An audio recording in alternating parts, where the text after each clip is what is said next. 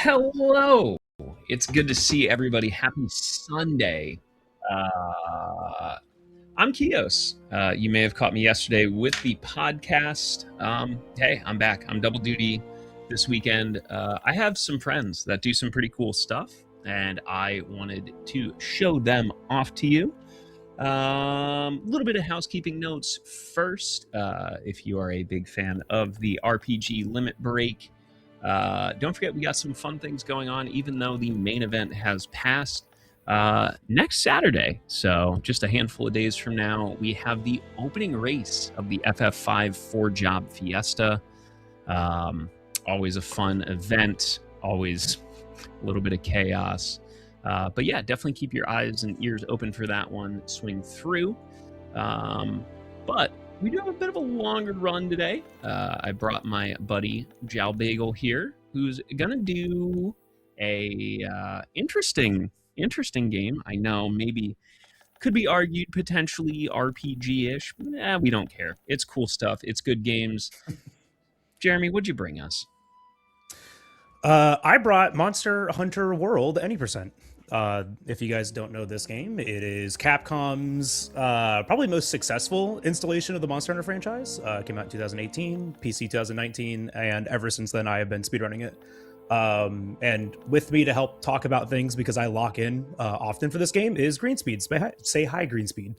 Hello, Greenspeed. Well, you got half of it right. But yeah, no, I'm ready to get going. Yeah, like Kyo said, this is a long run, so I'm ready to get going whenever you all are. I'll start getting my cat set up. But yeah, this is Monster Hunter World Any Percent. There are two main categories to Any Percent. We are doing Any Percent. The other one is Any Percent without add-ons, so that doesn't allow the use for some things that are added to the game. Including the armor that I'm wearing here. Kios, give me a name for the hunter. I'm putting you on the spot. Bo for the hunter. There's a whole cat too. Oh, true, yeah. All right, Bo for the hunter it is. Brimmy. Ooh, well, I already named the hunter Bo. All right, well then fine. The cat's Brimmy. We'll do the cat's and the cat's Brimmy. Okay. Perfect. This speedrun now featuring our friend BR1MST0NE_, also known as Brimstone. Hold on, we got to get an abomination cat. This game has an incredible feature added in Iceborne where you get to randomize your palico, and sometimes we get some really perfect. It's red and mad. Oh. That is interesting looking. It's red and mad. It is. All right, cool. So we are we're pretty much ready to go. Green, do you want to give me a countdown here? Absolutely. 3, 2, 1, go. And yippee! Yeah, thank you. So this is Monster Hunter World. If you've ever played this game, you may notice something that I'm doing immediately here. I'm skipping cutscenes. We commissioned a mod to be able to do that. It cuts out an hour and 3 minutes of gameplay that we just don't want to deal with. But immediately starting out, we are a hunter, part of the 5th Fleet, going over to the New World, which is a continent off of the coast of like the main continent of the Monster Hunter franchise. They really are not consistent about this. It's an island continent out in the middle of nowhere. While we're sailing in our boat, a gigantic monster has risen out of the water and has captured our boat, essentially.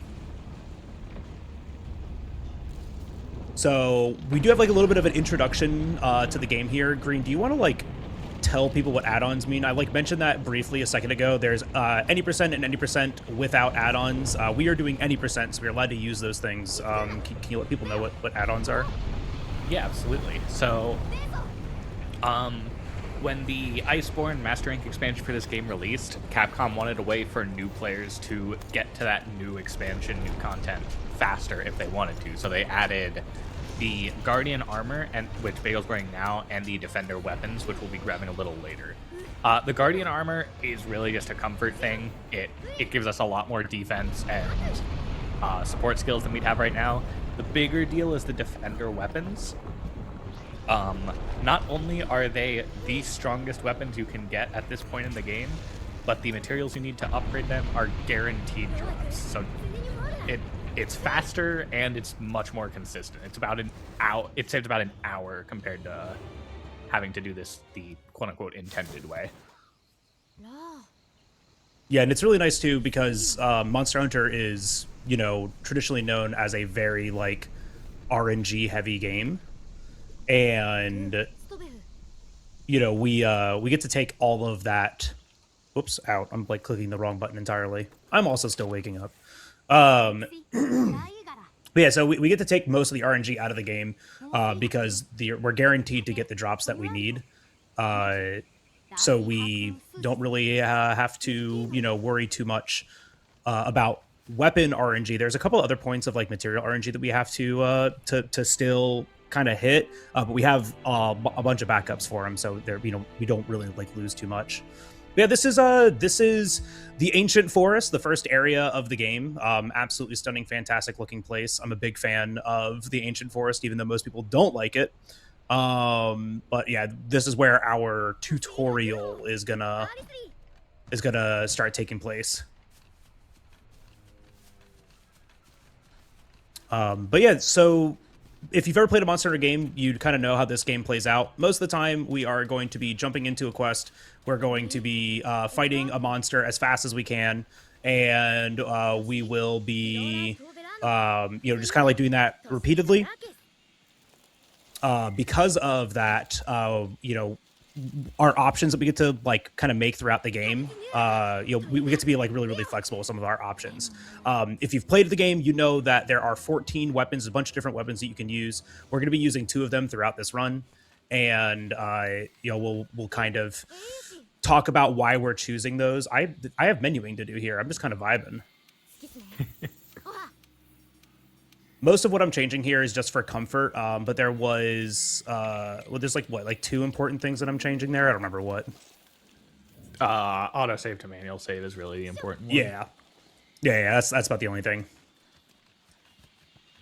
That's about the only thing. But so this run, there's 14 weapons in the game. If you play this game, please let me know what your favorite weapon is in chat. There are right answers, there are wrong answers. We'll be using 2 of them throughout this run at like varying times, and mostly the sword and shield, or only the sword and shield and the switch axe. They are great. I play dual blades because I'm good. I mean, it sounds like you like anime if you play dual blades. Anime. We all know why I like dual blades. I also like dual blades. Green, what's your favorite weapon? Don't say SNS. Well, if I'm not allowed to say SNS, I guess Insect Glaive. Yeah, okay. That one's fine. That one's fine. See, I'm seeing some correct answers in chat, like Charge Blade. Gunhammer's a new one for me. I would like to see that. Horn is also a correct answer. This is Anjanath. He's getting a chew toy, and he's gone. We'll worry about him later. So Monster Hunter games kind of operate like hubs. They, you know, every time that we finish a quest, we're going to be coming back to this area, and we get to have this moment to kind of prepare, grab new equipment, you know, change our loadouts if needed. We're gonna be trying to spend as little time as possible, but here in the very beginning, the field team leader, voiced by Matt Mercer, we also call him Matt Mercer, is going to be showing us around, and we're going to try to just, you know, ignore as much of it as possible. But this area is really cool. This is like one of my favorite hubs in the game, in Monster Hunter period. Like, I think it's like top 3 for sure. I've just always enjoyed this area. Always enjoyed this area. So we're kind of stuck at like this little walking radius whenever we're near the NPCs. And obviously that's slow. We do have a way to kind of like break out of this. We call it Mercer Skip. Saves a couple of seconds. It's pretty easy to do. After you've done it like 2 or 3 times, you know, you can kind of do it pretty quickly. Thanks, Matt Mercer. Yeah, so thank you, Matt Mercer. Yeah, thank you for slowing us down, Matt Mercer. You may also notice that you won't recognize his voice as Matt Mercer because we're not playing in English either. We're playing in the Monster Hunter language because that language is awesome and fast. And we have, can actually show why it's awesome and fast here in a second if you want to talk about it, Green. Yeah, so text language in this game does not actually make any difference as far as we've been able to test. However, there are some mashing sections where the game won't let you progress until a voice line finishes. So for those sections, the language selection does matter a lot. All of the normal languages are within about a second or two of each other, but randomly, right here you can see, over the course of the whole run, the Monster Hunter language saves about 40 seconds. Yeah, it's for huge. some reason. It is absolutely massive.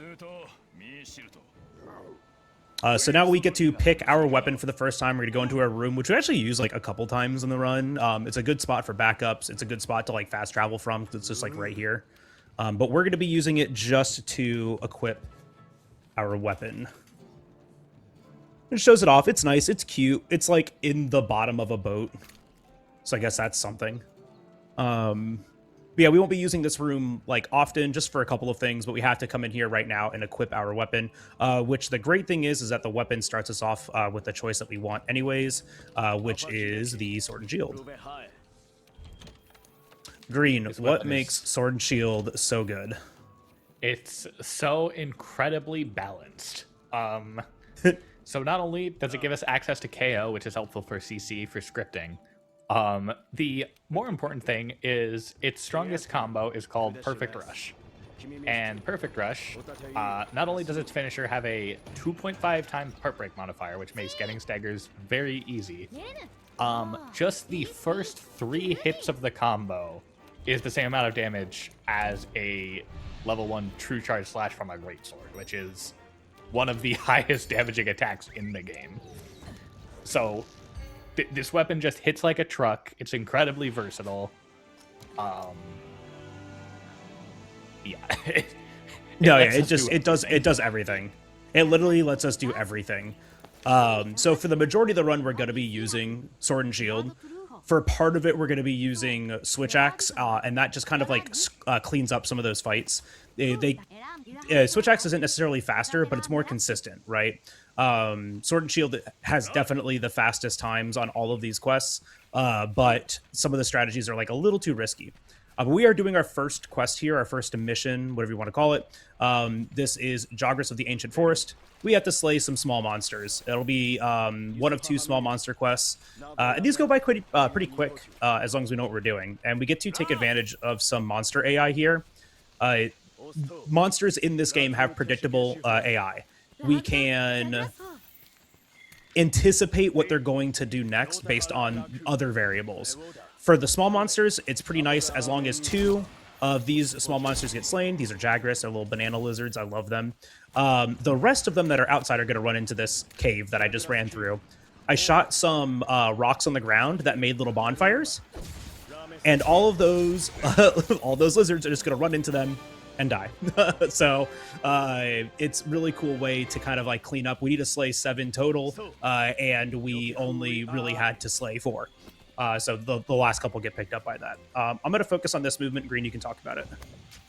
Yep. So as you can see, the quest is done, but we're not back to the hub yet. This game does just make you wait for the timer to finish because they want you to carve whatever monster you slayed so you can get all the materials. We don't need Jagras materials, so since we're stuck here anyway, we're just going to run and grab like plant materials we need.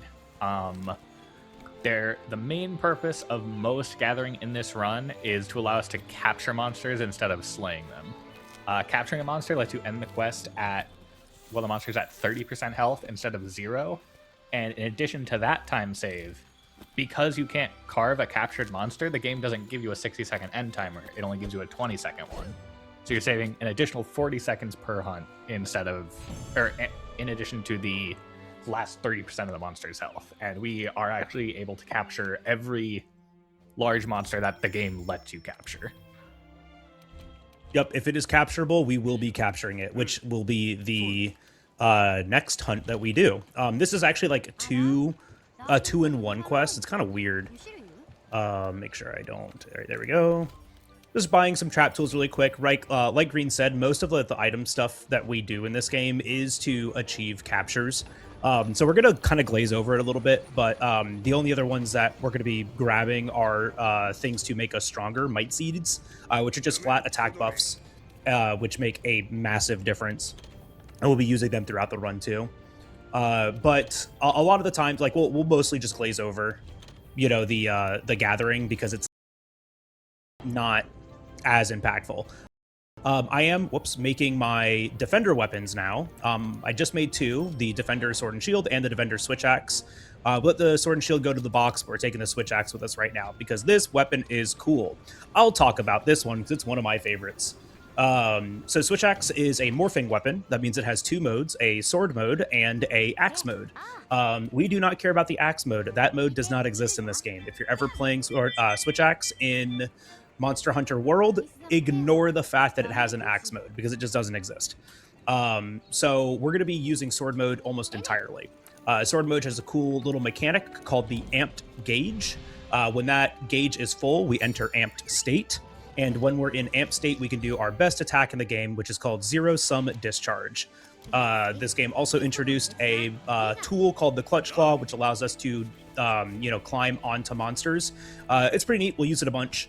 And with switch axe specifically, when you climb onto the monster and you are able to do a zero-sum discharge, also known as a ZSD, you can just start it instantly. You don't have to do anything else. Also, another reason why this weapon is really good, you can see as I was dealing damage, the weapon started to glow. That's the amp state, and then every single time it hits a second time too, which also gives us an additional chance to proc statuses. This weapon has Blast. Blast is very good, especially against small monsters, because one activation of the Blast element instantly slays these small monsters.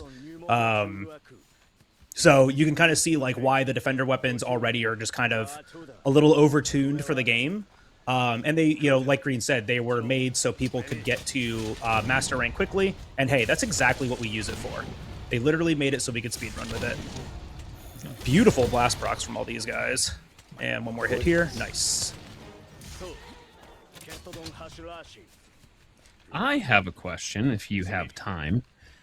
I always have time. So I know, as someone that's played a handful and understands like more of the casual side of this, capturing monsters and carving them can sometimes lead to different rewards. I assume this is just one of those lucky circumstances where you just don't need any of the materials that you're getting from your hunts to advance into the game. Pretty much, yeah. Because of the advent of add-ons, right? The defender weapon specifically, and the guardian, defender weapon and guardian armor. We don't really need to care about like monster material RNG because we aren't making those things anyways. But in the node add-ons category, that does have a little bit of an impact. However, in Monster Hunter World, that's an okay jump. In Monster Hunter World, that like discrepancy between capture materials and slaying materials isn't very large. It was mostly noticed in like Rise and Sunbreak, where the two methods had entirely separate drop tables. In this game, I think there's a handful of situations. Don't quote me on this. There's like a handful of situations where a item is exclusive to capturing versus slaying. But that actually doesn't happen a ton in World. Hey, Green, talk about what I'm doing here. Yep. So we're going to grab a slinger here and drop this rock on the Great Jagras. This is going to do 5% of its health. We don't really care about that. The bigger thing is that it topples, and this topple actually has the highest CC priority in the game. So we can place our trap and our trank bombs down now to get it ready for capture, and it won't fall into this trap until it's up from the rock topple. Beautiful. So now we're just trying to damage it down to 30% health before the tranks run out, which is very easy to do, as you can see. And the really cool thing about capturing a monster is you don't have to wait until it's below 30% health to trank it. Trank bombs last about 45 seconds. So as long as it's actively tranked and in the trap when it gets below 30% health, it'll capture. So most fights, we're actually going to trap it before it's ready for capture and then do the last little bit of damage while it's in the trap. Yeah, no, it's very quick how we can approach these hunts. Great material RNG here. I got my one ancient bone that I need to equip a the bone chest. We're going to use the low rank bone 1 chest for a single attack boost, and that level of attack boost gives us like 3 extra raw or something like that, or 5 extra raw, but it makes a huge difference in scripting. It's actually necessary for scripting. How did I not talk to you? The good angle. So next is an expedition, and so these are unique or uniquely introduced, not unique to, but uniquely introduced in Monster Hunter World, where you can just kind of go into the locales and do whatever you want. It's reminiscent of like huntathons and the older huntathons are like gathering quests in the older generations of the game, but here there is no goal, there is no objective. We don't have like a target. We're just kind of like out in the wilderness, and we can do really whatever we want. We can hunt monsters that spawn in. We can do item gathering, just kind of explore. You can just do whatever you want. But every now and then for the story, we will have what I call assigned expeditions. These are expeditions that have a clear goal in mind. And for us here to progress, we have to head to the new campsite. So that's what we're doing. We're heading to the new campsite. There is an Anjanath in front of me. Looking at that Anjanath loses time. So I'm going to point my camera directly at the ground. Shout outs to Pokemon Snap for this inspiration. As long as we just don't look at him, he doesn't exist. But yeah, it's really fun. Yeah, if he doesn't look at you, you don't exist. But as long as we don't look at him, we don't spot him, which saves an odd, like a dialogue up here, which ends up saving like 6 seconds or something like that. It's kind of funny. So we're just gonna avoid that. Shoutouts to Ellie for finding that like years ago. But yeah, our next fight is a very cool chicken. His name is Kuliaku. These early fights, they go by very, very fast, so we'll try to do our best to explain them. But pretty much for a lot of these early fights using Switch Axe, we're just going for ZSD chains. These fights are entirely scripted out. We know exactly like how they're going to progress, kind of like, Souls games where you like fight monsters in a very specific way, or even like, turn-based RPGs. We want to do like this action at this time to get this outcome. We can just do these same actions over and over again and always get the same outcome. Hey, we can do that here too, as long as we're very good at like dealing damage correctly, placing our damage on specific body parts. We're gonna start with the flash. When Kuliaku is flashed, he stands perfectly still. Double swipe into the fade slash, walk forward, double slash again, and ZSD. And this is our first instance of what's called a clagger or claw stagger. We're not really using it as intended in this fight, but that'll be very important later on. You saw how Kulu kind of staggered back and started drooling. If you hit it with your clutch claw during that, it extends the duration of that stagger. For Switch Axe, that lets us get a free ZSD in. And once we switch to Sword and Shield, we're actually just going to grab the clagger to get the extension and then drop off and use that extended time to get in a PR or a trap or whatever we need at the time.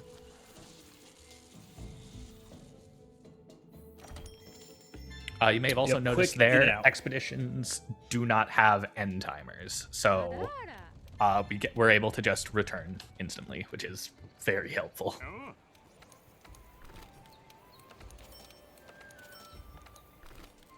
I didn't forget bombs. Yippee! I forgot bombs yesterday in practice, and it lost me 40 seconds, so we're not doing that today. All right, cool. So yeah, like I said, most of the item management is just going to be setting up, traps. We grabbed bombs this time, and we'll use bombs, not often throughout the game, and you would be surprised that we aren't always using them for damage. Some really cool stuff that you can do in this game. The environment interacts in unique ways with you. So we are going to take advantage of the environment in this game, right? The Monster Hunter World had a huge emphasis on the environment. We're going to use it like all throughout the game. This is a really cool, instance that we use it here, where we're going to use the environment to poison a monster, which I think is really funny. And it's also really funny because that actually fixed the script to this fight, so we can, do it much faster, like, 8 seconds faster. Do we get good RNG? Yes. Little flinch, clutch claw on, and we're going to do what's called a wall bang. We're going to tap the monster twice to reposition them. I hit that poison cup there too. Send Pookie Pookie into it. Throw one Trank down, and we start the fight.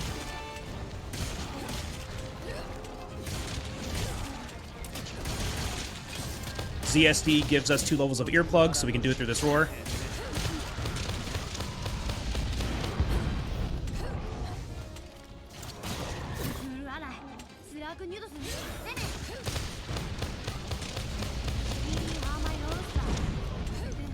And we have just enough time to get this trap down before he takes off. It's terrifying every time. It's scary every time. And then now last ZSD in this trap.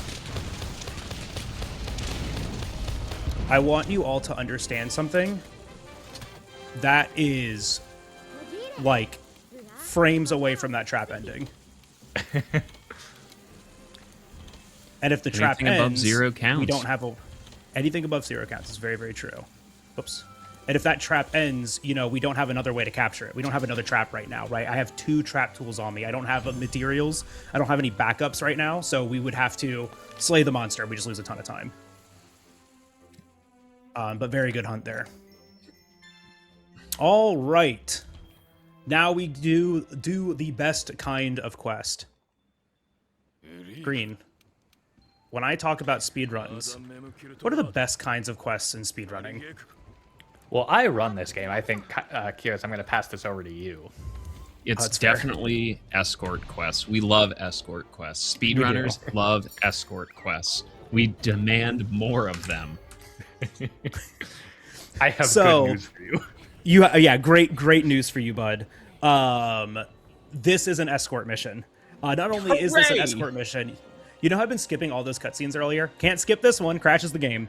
Hey! So we will be watching this cutscene, the only cutscene in the run that we will watch. And we're going to be doing a ton of running around here. The handler, the girl in the yellow poncho, she's our handler. We don't really talk about her much. She's the quest board. She's going to be helping the Wyverian researchers push this cart around. While she's doing that, we're going to go and do literally anything else. We're going to do a ton of gathering. We end up getting like a vast majority of the materials that we need throughout the run, like close to 50%, just in this quest. This quest is so long, all the materials that I'm gathering are going to be able to respawn, and we just gather them a second time. So a lot of running around right now, a lot of just like very specific resource grabbing.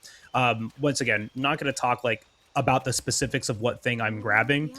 Just know it's either going to do one of 2 things: help us capture the monster or help us do more damage. There's some good items laying around too. Oh yeah, no, I mean, like if you're playing, but if you're just playing this game, you know, even casually, right, and you need some stuff, just come to the Wildspire Waste. There is everything here. Anything and everything you could possibly need is here. God bugs, like these are generally fairly not. I don't want to say like, oh, they're super rare, but they're not items you generally find a lot of, even in kind of your casual playthroughs, unless you're taking time to actively search them out. And there are plenty of them here. Plenty of them here. One interesting thing that we are going to grab right here is we're going to pick up this dung for dung pods. That'll come up later, but we get to use those. So pretty much, we're not going to use them as intended, right? We're not going to use them to repel monsters. We are going to use them to as like a slinger that we can store on our person, right? Because, you know, usually when we leave, we cannot keep this like stone that I picked up. I can't keep that, right? That's not a thing that I get to hold on to between quests. But Dung Pod kind of act like that. They don't really deal damage, but they do deal a status to the monster, but they still function like slingers with everything else. Stealth is a mechanic in this game, and we can use, you know, attacks, collision, even slinger to like lure monsters to specific areas when they're in stealth AI. So we'll be doing a lot of that this game. It's one of the very few ways that we can like manipulate monsters before a fight and even sometimes during a fight. So like stealth is a very cool mechanic, and we really take advantage of it. Did you make a doo-doo joke about dung pods? No, I would never. I'm an adult, Kios. Are you?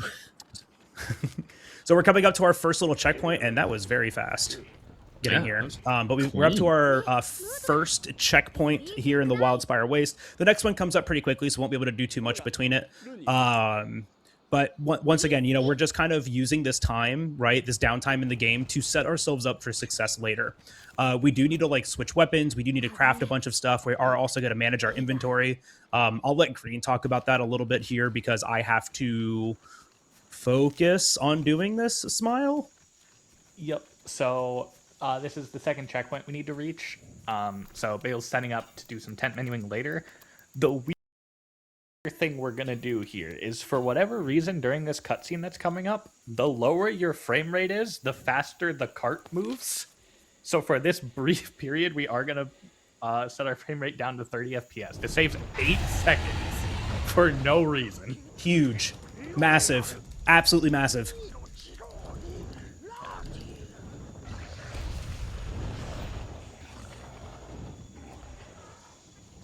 And now I'm going to fast travel back to camp because we do need that, the tent, to do some menu management here. And then instantly switching FPS back to 144 because this is one of the hardest menus in the game, and we do not want to do it on 30 FPS. Yeah, doing it on 30 means the game just does not see your inputs as often. Like, you saw how much I struggled there just trying to do that.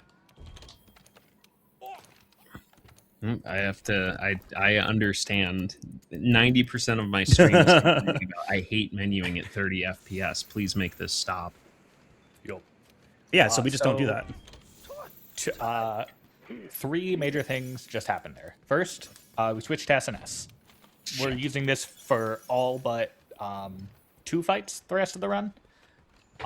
Second, restocked our trap tools.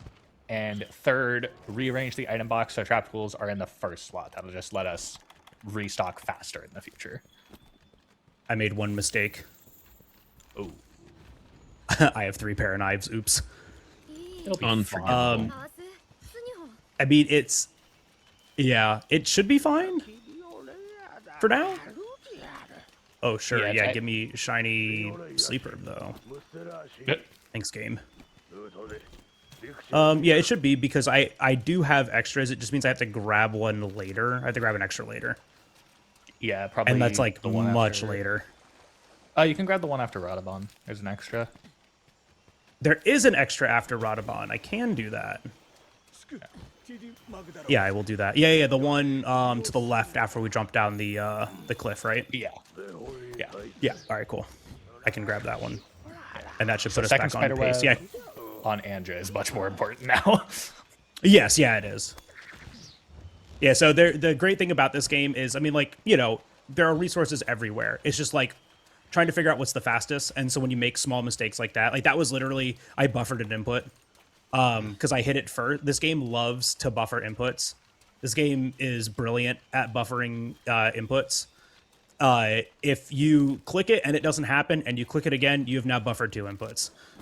So I didn't recognize that, and I clicked it a 3rd time, and I should have not. But you usually just do that really, really slow so you don't accidentally make extra pair of knives. We only need 2 here. I now have 3, which shouldn't be an issue. Is it an issue? Should I get rid of one of these? I'm going to get rid of one. Yeah, I would get rid of one just in case. I don't know if it messes with the reticle or anything. Yeah, I'm just going to get rid of one. Oh, yeah, let's see if I actually get this. So this is really cool. Most fights we'll be running into cutscenes to start the fights. This one, the trigger for the cutscene doesn't appear here until the cart reaches us. So we can actually put down this trap to start it a little early. It's just a really, really neat thing that we can do. And now we just wait for the cart to show up. Very cool routing to get us here to this fight, Baroth. So now we can fit, this is the perfect rush we were talking about earlier. We can fit 2 partial ones in during this trap.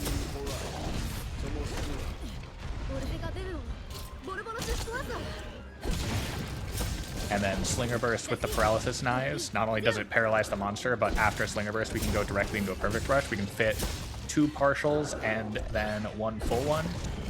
And this little latch onto the monster is the PR finisher. This is what has the absurd part break that lets us get staggers like this very easily. Now the monster is close to or already cap ready, so we can throw down our tranks and trap and do a little more damage in the trap. Yeah, one blast short from getting that perfectly. Yep. There is something funny about watching a monster spawn in directly onto a trap. Yeah. Yeah, it's pretty great. Looking at you, new Udra. Jerk. Gosh, I wish. I mean, I've been trying to reroute that run, so I have the like a extra pitfall for new Udra. That guy is rough. Ooh, oh no, I want to keep all that. 3 extra Thunderbugs, we keep that. Almost sold. Oopsies. All right.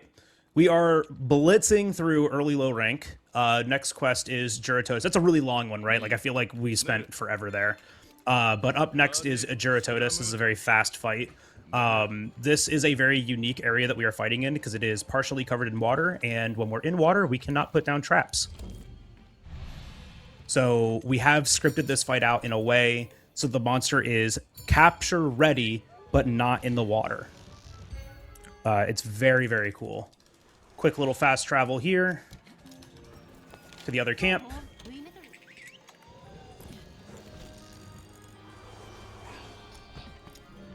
And we will be starting with a flash here. So monster AI does affect some of the openers for this game. This is one that it can affect the rudest. It's very unfortunate, but Juratotus can just instantly dig underground here, and we cannot flash it. It doesn't happen often, but if it does happen, you just kind of like ad-lib through it and hope for the best, because there's actually no consistent way for us to test this and to script it out. So we're just going to hope it doesn't happen. How about that? I'm here for it. Yippee! It didn't happen. So doing a walling here again, and Juratotus is actually a very unique monster.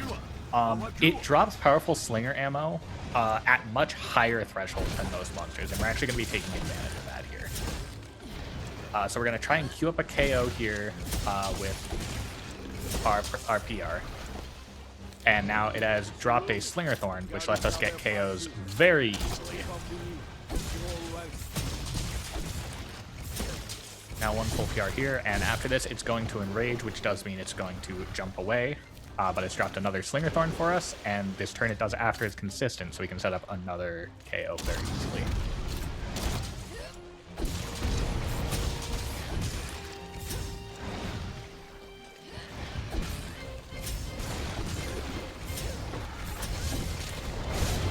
Now beautiful Clagger out of the water. Trank, trap, trank, and get that last little bit of damage in. Yeah, done ideally, I don't miss as much as I do there. So he captures instantly.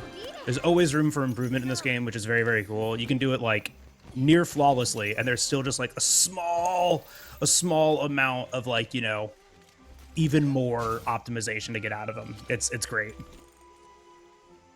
Especially with how slippery some of these monsters can be in terms of just... Mm-hmm. I mean, you understand their AI and scripting to a certain point, but sometimes they just move a little bit more than you'd expected. Yup. And hey, what two better monsters to demonstrate that than the next two monsters that we're fighting? So the next monster is Tobi Kadachi. Probably one of my like favorite designed monsters in this generation. And one of the more difficult fights as far as precision is concerned, right? It is very, very difficult to be precise with, you know, this with this monster. He's got smaller like hitboxes, right? Like his hit zones are really, really small. He's not a very large creature, and he likes to move around really fast. So we're gonna try to like keep him perfectly still. You know, that's the goal. Keep him still. The goal for most of these scripts is just to make sure that the monster doesn't move as much. So post the quest, quick restock, and we head on out. And I'll let Green talk about this one too. This is just another lock-in moment for me. Yeah. So this one we are actually going to be taking advantage of some SNS tech. Those of you who know this game may have noticed Sword and Shield is the one weapon that can use items with the weapon drawn, but we haven't been doing that. Reason for it is it's usually optimal to actually use items with the weapon sheath because you can cancel item end lag by drawing the weapon. This is one of those rare times we are going to use an item with the weapon out. When you encounter a monster out of a cutscene, your character is kind of frozen in this, oh, a monster, scary state. That's a problem for us here because we need to place this trap down as soon as possible. But one of the few things that can cancel that state is guarding with your weapon. And because Sword and Shield, while guarding, can place down a trap, that lets us just instantly place this trap down.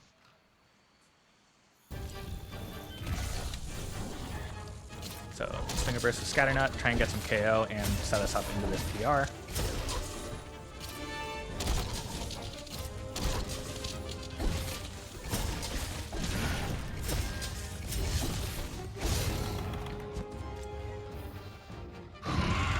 Beautiful Roar Dodge, get the KO.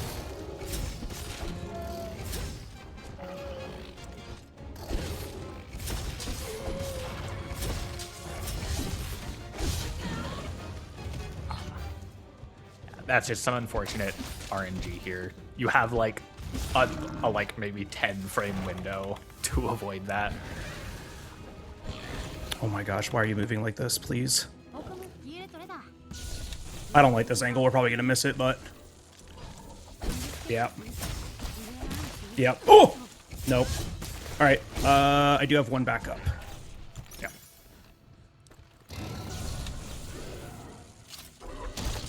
Yeah, I was very short. I should not have gone for that. That's okay. We just get through it. The route does have this one shot trap as backup. I know I also got extra thunderbugs, which is nice. So we're still good here. But I don't have a backup for Anjanath now, which is arguably a harder fight, but is a little bit easier to ad-lib. This one's not, like, you just don't want to be ad-libbing this guy. Don't forget your backups. I guess I could restock here if I wanted it. I should. I'm going to.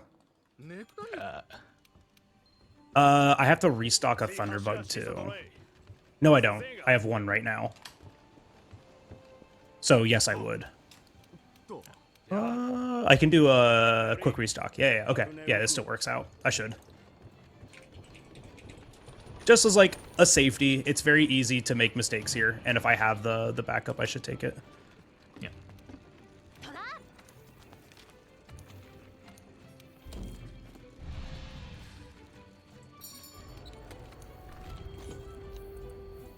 Oh, actually, I think I needed to do that. Yeah, I did. Yeah, because I only had the one shock. Yeah, if you had to use the backup, you do need to restock. Before Yeah, all right, good. I'm glad I used my brain there for once. So this fight is actually going to be our first instance of a Tenderize. Using the Clutch Claw, you can actually weaken monster parts to deal more damage. We just haven't really needed to until now. So starting this fight out with a flash, Anjanath has an incredibly long animation when you flash him that lets us consistently get this pitfall down. We can fit 3 PRs in during this pitfall.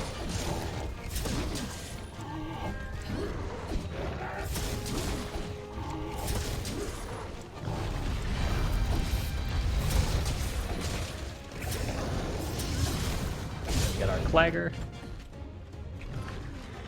Grab the Clagger with a move unique to SNS called Claw Uppercut. That does half a Tenderize. Then this weapon attack does the rest of the Tenderize and drops powerful Slinger ammo for us. Get a KO with Scatternut Slinger Burst. Pick up this Bomb Pod to get some extra damage in, and then we can get a PR off during this KO. Beautiful. Now we're going to put on this Ghillie Mantle. That'll let us go into stealth. Makes it a lot easier to bait this guy.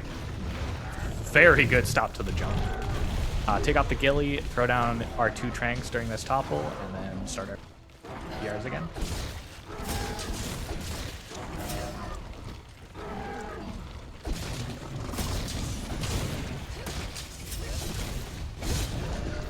And Slinger on the ground means we are good to grab it and Shock Trap.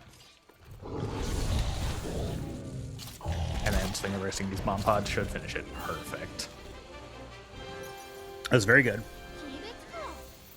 Good job. Every fight should just go like that. Yeah. See, I'm just short one perish room. Just one perish room. All right, we're fine. Making sure I'm keeping track of... I'm short one perish room.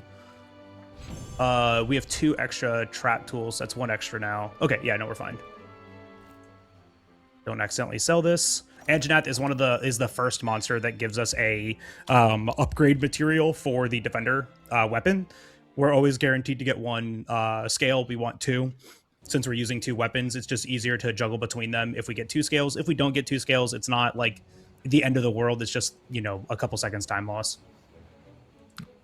But now we are going up to kind of like the first big, you know, like story moment of the game. This is the name of this quest is One for the History Books. So historically, this speedrun used to be like really, really long, like 5 hours, right? When the game first came out, when we didn't have cutscene skip mod, when we didn't have defender weapons, this game took a long time to get through. So we had partial any percent categories, so people could still participate in the speedruns, learn it at a slower pace, but then still also have like a leaderboard to compare against. So this is the first partial any percent category for Monster Hunter World, One for the History Books. When I was first started running this game in 2019, One for the History Books was about 1 hour and 30 minutes long. It is now 55 minutes. This speedrun has gotten so much faster, which is just so cool. So this is a siege fight, if you kind of understand what that means, which pretty much we're just watching this guy move and we're using cannons and ballista to fight him. For this entire fight, like our only goal is just to get him out of phase 1 as fast as possible and have enough damage dealt to him so the quest can end in phase 2. We do that through pretty much just in phase 1 using cannons. But a couple things have to happen. Number 1, we have to shoot that ballista binder there. One of those gets shot during this mission no matter what. Either the character shoots it, the player shoots it, or the NPCs shoot it. If the NPCs shoot it, it lasts like twice as long. It wastes a ton of time. We just don't want that to happen. So it turns out the further Zora Madras is from the barrier, the shorter the duration is for the binder. Because like you shoot him and he stops moving. Like it's really weird. Like why do we want to do that? We don't want to, we need to. But if he's really far away, it just ends very, very quickly. Next, he's going to be doing 2 attacks in phase 1. We're going to stagger him out of those attacks. The attack animation just has to start. The attack itself doesn't have to finish. So as long as the attack starts, we stagger him out of that. He moves on to the next one. Those 2 attacks have to happen. Generally, what happens in casual play here, though, is, you know, they put such an emphasis on, like, you attacking the monster. You're flinching him out of him trying to progress to the next area constantly, and so this quest feels like it takes forever. However, though, even with us doing everything optimally, this is like, what, 12.5-minute screen? It's a long quest. It's a very long quest. And yet doing it the intended way puts it up to 20 minutes. Yeah, like on average, we'll make it like a 20-minute hunt. So I'm waiting for Zora Madras to come up and do this first animation that I want to cancel, and we're going to use the cannon to do so. We're just waiting for specific movement. I call it big step. I like to name things, like name attacks in the game to help make them a little bit more recognizable. But we're going to shoot that cannon. The 4th one's going to flinch him. And now we have started building up like flinch thresholds against him. So that's what we're going to use to just keep progressing him through here. These wing drakes like to come down and bother us, so I'm going to try and slay as many as I can because, you know, they're just kind of annoying. Getting the hit markers on these when they're really far away is kind of hard. And what's really like weird is you can't slay them when they're all the way down there, but you still can hit them. Okay, that's close enough. So we did to push this cannon to the left once, and we're waiting for one very specific animation here. This one's really easy to spot once you know what you're looking for, but his head's going to stop moving, but his beard's going to keep wiggling. That's the transition between the 2 animations. Nice and easy. Gilly Mantle on and off is just a timing thing for me now. It gets me here at the right time so I can shoot 2 of these, and the second one breaks the chest. I am now waiting for him to start a second, another animation here to cancel him out of it, and just watching the Wing Drake so I don't get bullied. Rock forward, and now we flinched him out of that. So we want to do 1, 2, 3, 4, 5, 6, 7 ballista into the chest. We want to shoot 12 total. The 13th will flinch him. So we're setting up another stagger with these specific damage thresholds, another stagger to cancel the roar. Very, very cool kind of strategy to get through this. All of this collectively together, I mean, like, each one of these strategies saves a couple of seconds each. But, you know, combined together, 4, 5, combined together, it ends up saving minutes, right? It's very, very cool. So now we're just waiting for him to start his roar animation. He does kind of a similar thing to the second flinch, where he stops moving, but like everything else on him keeps moving. So it's a very easy thing to spot. Right there. And now we have flinched him out of that roar. So he just will not do that. It saves a couple of seconds because he just goes into the next animation. Because like I said, animations only have to start, they don't have to end. Don't get hit by that Wing Drake, yippee. So now we have 7 minutes. What do you guys want to talk about for the next 7 minutes? This speedrun's awesome. This speedrun's so cool. You got an hour in, you've got a break built in. It's so great. So we take this time to just kind of do some inventory management. What am I short? Oh no, I'm not short anything there. 1, 2. I just need one of these over there. Okay, I only have 1 extra Thunderbug. Oh wait, no. I don't need that over there. I have 2 extra Thunderbugs. Okay, so I can do everything normal. Hold on, I'll think about that here in a second. I can skip the 2 on Lumu. No, I can skip the 2 on Highlands first visit. Yeah. And yeah, I can just skip the 2 on Highlands first visit. And the one before Rathalos. But I only have 2 extra, not 3. Right. Yeah, because I had to use 1, remember? Yeah. Do you even have enough... With this route, do we even have enough trap tools to use 2 extra traps? There's 2 left. Anyway? Yes, there's 2 left at the end of like all for this. the whole run, though. Really? Yes, there's 2 left at the end of it. 1, 2, 3, 4. Yep, I've got all my slots here. Thunderbug, Flash. Wait, 1, 2, 3, 4. What do I have extra? I mean, this is right. Yeah, this is right. Yeah. This looks right. Yeah, so we have very specific item management because later during a quest we cap on inventory slots. So the item management itself is like even scripted out like perfectly. Just need a little extra money here. I'm like way over, and we've got at least 2 scales, so that's great. That's it. That's all we got to do. Now we wait. Now we literally just wait for this quest to end. In longer categories, like when I would be going into like master rank speedruns, I would take this time to do like mining on Zora Madros, because that gives us materials to do melding, right? And you know, we just don't need to do that here, so we're just gonna run and wait at the front of him so we can take that time to like dance around, check social media, use the bathroom, go grab a snack, get a water. So hey, right now, like, it's baked in, y'all. Right now we've got an absolute amazing time. If y'all need to take a 5-minute break, I kid you not, it will be 6 minutes until we get to that barrier all the way over there. This quest is awesome. So yeah, if you need to take a second, now's a great time to do it, because all that we do here is we pop star dance. It's the best dance in the game. That's just true and factual. You can't tell me otherwise. And we manage our inventory. And I'm pretty much just putting things in the place that I want them. Green does this a little bit differently. Everyone does this a little bit differently, right? Which is kind of a great thing about this speedrun. You know, you can kind of achieve all the same stuff with like a little bit different, you know, tech. But that's pretty much it. We're just now sitting here. waiting for the quest to end. Yeah, thank you, Big Turtle. Thank you.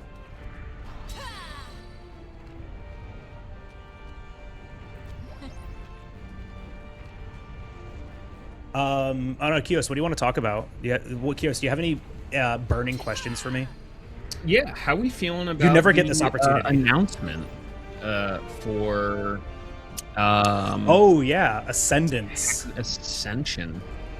Or yeah, Ascendance. Yeah, Ascendance, thank you. Yeah, no, Monster Hunter Wild's getting its next big expansion. I'm very excited. The new area looks like Heaven's Mount. They still have like the focus on Guardian monsters, which is what I wanted. The boost bracer looks interesting. We'll see how that gets used though. Yeah, I'm excited. Right, more Monster Hunter content is more gooder. Absolutely. Is always more gooder. Which is it's always fun. Like I wish we could get like a full game minus DLC, but that's just kind of how it is these days. Yeah, but like it's one of those it worked out with them so well for World that they like just want to keep doing that, right? Like it feels like that's the thing that they need to keep doing. I have to give them credit because it's not like a full price game update usually, but you're getting another half of the game realistically pretty much every time they do these expansions. It is a true expansion, not just like, oh, a DLC, we added 2 monsters, good luck. No, it's like a whole other 100-hour experience, like easily 100-hour experience when they do these like things. 2 more years of updates and events and everything, which I think is really neat. Not so much as like I'm never really a big fan of live service stuff, but there is always continuing events, which is nice to see. Yeah, if because like now we have kind of 2 other instances of this, right? With both World and Rise, where we get like 4 to 5 content updates and expansion, and then 4 to 5 more content updates, right? Like these games last for 4 years at a time. Yes. And the other like nice thing about it too is that like they like take the like release schedule of a live service platform, but like when you pay for the game, you get all this stuff, right? It's not like you don't get this, And I know like a big gripe about people have with like base game experiences that like, well, I have to buy the game again. It's like, yeah, but you had like 400 hours in the base game. It's justified to buy the whole game again, Like I personally like I know I got over 300 hours in Wilds right now, and I play it maybe once a week. And like I don't know, for me that's kind of impressive. Yeah, you get your money's worth, which at the end of the day is kind of all we're looking for these days. Yep, exactly. So no, I'm excited though. I'm always looking forward to it. All right, y'all, we did it. I hope you got your drinks. I hope you got your beverages. I hope you went and pet your dogs and hugged your cats and said hi to your loved ones, because now we're locking it in for the big haul. We do have one more thing to do at the end of Zora Magdaros here. This is a little quick kill. Very cool strategy, very fun. I very much enjoy it. It was like I started doing this years ago, and Green has only enhanced it and made it better, just like most of the things that I do. But this is a really neat thing that only a handful of weapons can do. Your weapon needs to be able to slinger burst to be able to do this, and not every weapon does that. And arguably, SNS does it the best. But we're going to run over here. We're going to look for a very specific spot in the ground. We're going to put down 2 large barrel bombs. Those will persist through this cutscene, and we're going to be ambushed by a dog. I don't know. I call him a dog. This is Nergigante.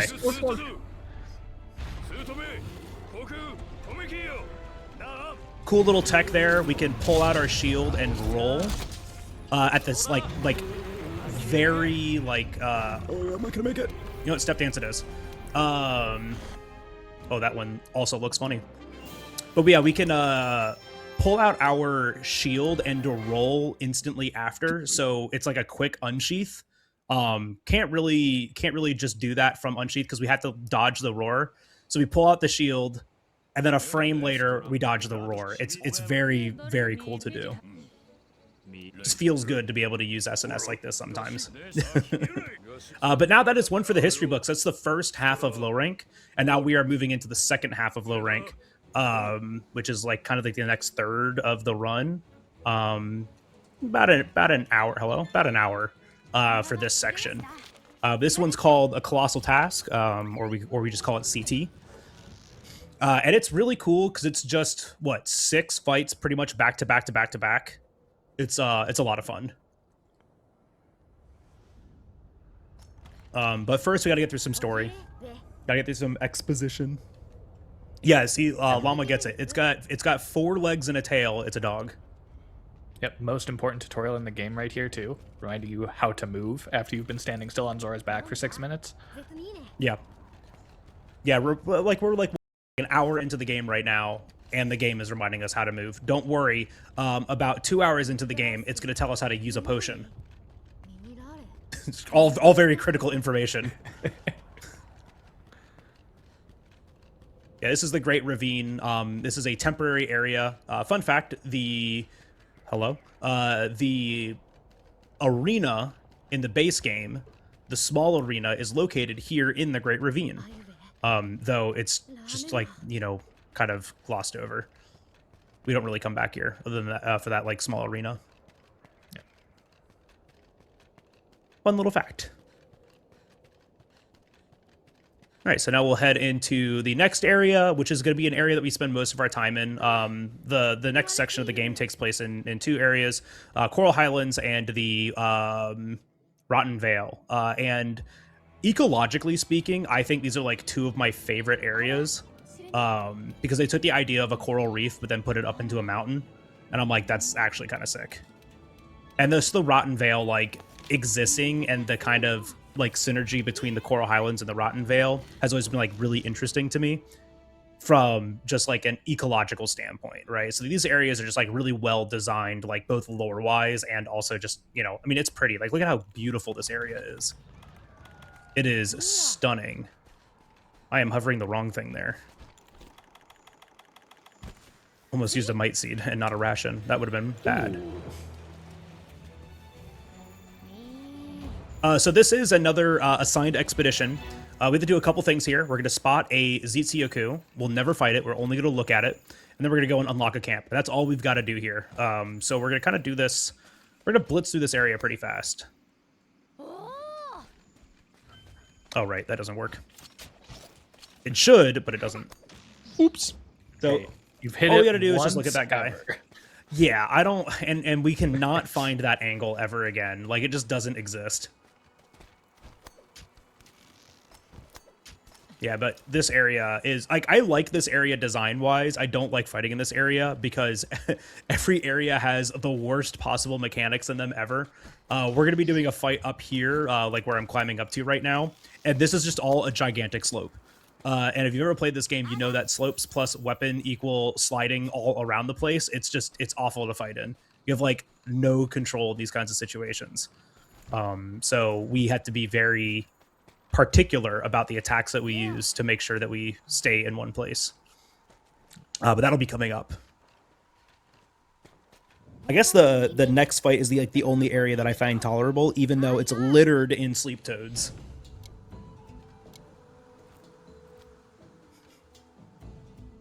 So going into this section of the game too unlocks this base. This is the research base.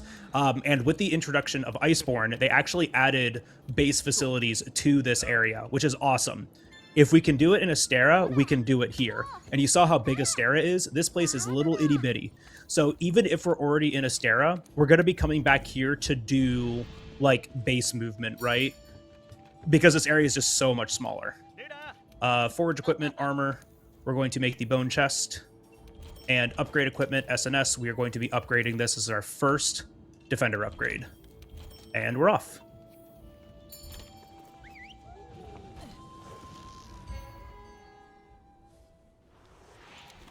All right. So now we are hunting Paolumu. We have a long run to Paolumu, but the great thing is we can do a lot of gathering between here and there. Sometimes we get lucky with Baroth and Juratotis, that we don't actually have to do this gathering, but right now we didn't get as lucky. We only got partially lucky, so we could do a backup. So we are going to have to do a little bit of extra gathering here, which doesn't lose too much. It's like, what, like 7 seconds? This one's 2. Oh, this one's only 2? Oh, it's cumulative like 7, isn't it?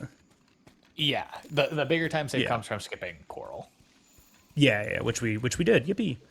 Yep. So we're just going to be running past these guys right now, grabbing thunderbugs, flashbugs. Flashbugs are nice to have. It's just control against the monster, especially if we like drop a script. You could just flash the monster and generally get it back. And so now we are coming up onto the Paolumu fight. I'm going to let Green kind of talk about this one while I do it, because it's a little difficult. Yeah, this was like the first fight we properly scripted with SNS. So this is a very good example. So starting out with a claw uppercut, get that half tenderize off, wall bang here. Nice second claw uppercut. Beautiful. That second one is very hard, but that is the second half of the tenderize. Now going for a PR, timing it so that once it stands up, we get the finisher off, get a flagger, use our shield bash here to get a KO, and carefully timing out our next PR to get another clagger after this KO.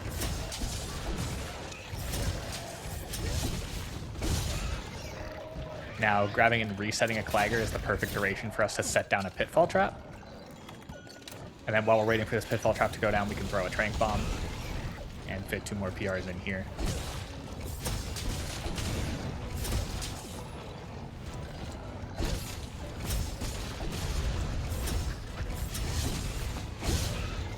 And that last clagger, it is now low enough health for us to throw down our second trank, trap it, and then do the rest of the damage in the trap.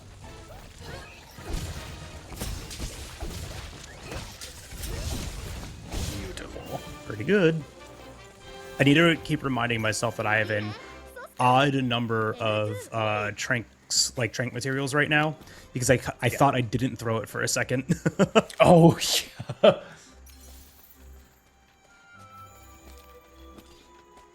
I got to keep reminding myself, because we're off by 1 because we were short 1 perish room earlier.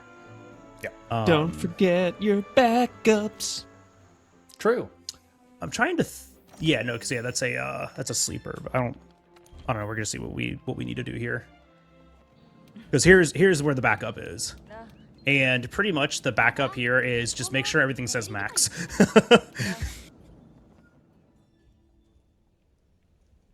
The routing of this game is also like very cool. Right now we have an abundance of sleepers, but not enough perish rooms. So every single this run is just so convenient with its routing. What we want right now is perish rooms. What we're going to run into is the single highest concentration of perish rooms in the entire game. They're going to be everywhere. Am I going to be short a sleeper? No, I'm not. We're good.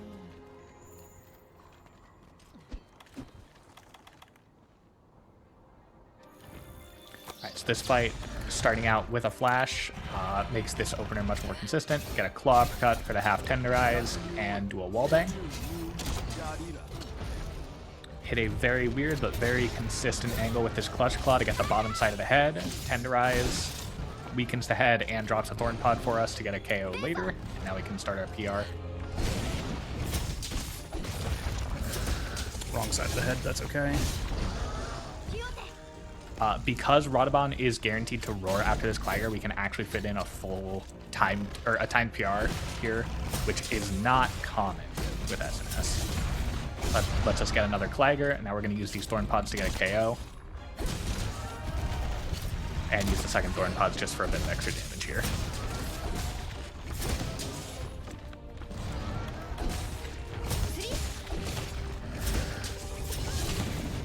That last clagger lets us cap him very easily now. And now we just need to go do some gathering and cite one more thing before we can end this expedition.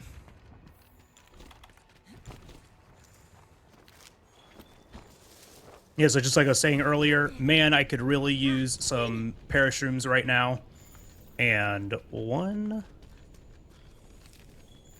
2, 3, 4,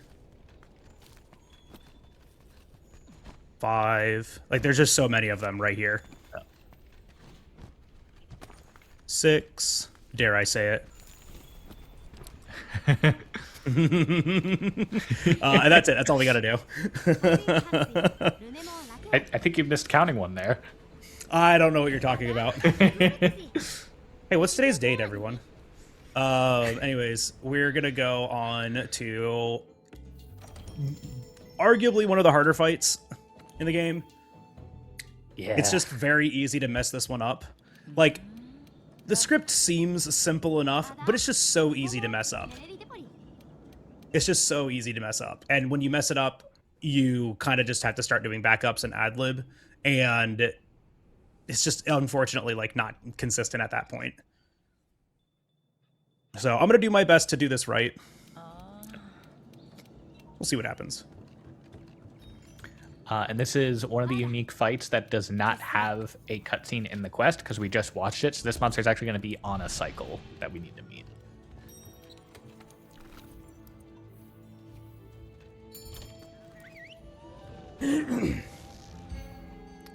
And because it's on a cycle, this is actually going to be one of, I think, only 3 quests where we're actually going to eat at the canteen for an attack boost.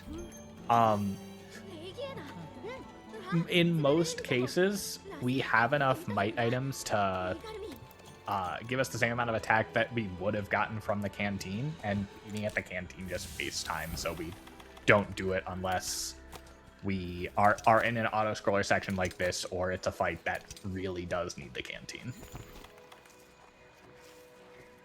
Grabbing some poison knives here. This monster is very susceptible to poison. A single knife will poison it for us, and that makes a huge difference in meeting the damage threshold here.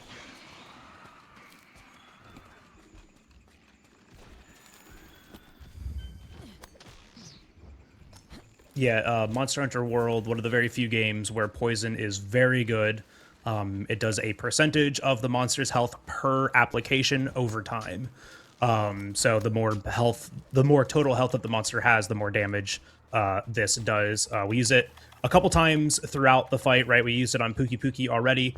That's literally just to make up about like 30 damage. But here it makes up a lot more. And later we'll be using it on the very last fight of the run to do like what, close to like 10% of its health or something like that. It's not a little bit. Yeah. So now this monster is kind of just locked into this flying down thing, so that'll let us get the poison off and our wallbang very consistently. Equipping a flash for later, and we're going to do a partial PR and then go for a mount, which we have not seen yet. Just kidding, mounts are slow. We're going to drop the mount, flash it once it drops. Now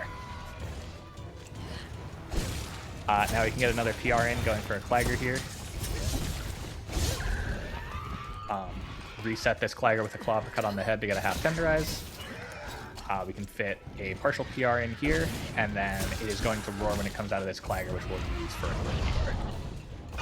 The back hop does have iframes, so we use that here, and then the fact that she's going to do a little head flail to recover from the flash lets us fit in the rest of the PR, getting another Clagger. This claw uppercut resets it and gets that full tenderize on the head. Now we're going to grab this KO. Throw down one trank. And then start our next PR.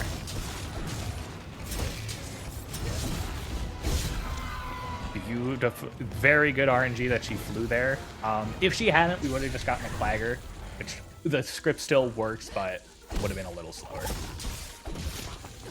Oh, I didn't breathe that entire time. You're fine. Okay, so like sometimes you just gotta lock in. And that was a great lock-in moment. Oh my gosh. I don't think I took a single breath that entire time. Whew. All right, cool. It's the best I've done on like Yana in a minute. Yeah.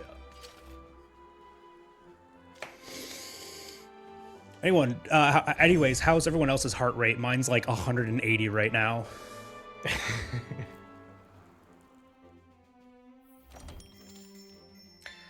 All right, well, So we go from a very hard fight- quest to, yeah, you talk about it. Yeah, this next fight is one of the only ones in the run that is not a script. It's more of a flow chart because this guy is weird. This is Odogron. He has two main forms of CC we're going to be using. He has the Clagger, which you've seen, but then he also has this body-wide threshold that you can't skip that we call a faux topple. He, like, falls over and gets back up and lunges at you. But the moves he does to follow it up are consistent and do let us get a PR in, so we just try to play around that. Taking a little bit of a back route to this cutscene here just to grab a Might Seed and some extra flashes. Plus, this is only like 3 seconds slower than going the direct route because it skips a cutscene, so it's worth it. And then silly little weapon draw on what is clearly a slope here to slide into it faster. Gilly Mantle here so that we're in stealth when we get to it so we can set up a wallbang. Don't get hit by the bugs. Yep. And then we are actually going to use the slinger here to abuse his AI a bit. When you shoot a slinger at the ground, the monster kind of stops and looks around, and their AI is locked for a little bit. 3 taps here, forces in Enrage, and gets a half tenderize for us. Now we can fit 2 PRs in during this topple.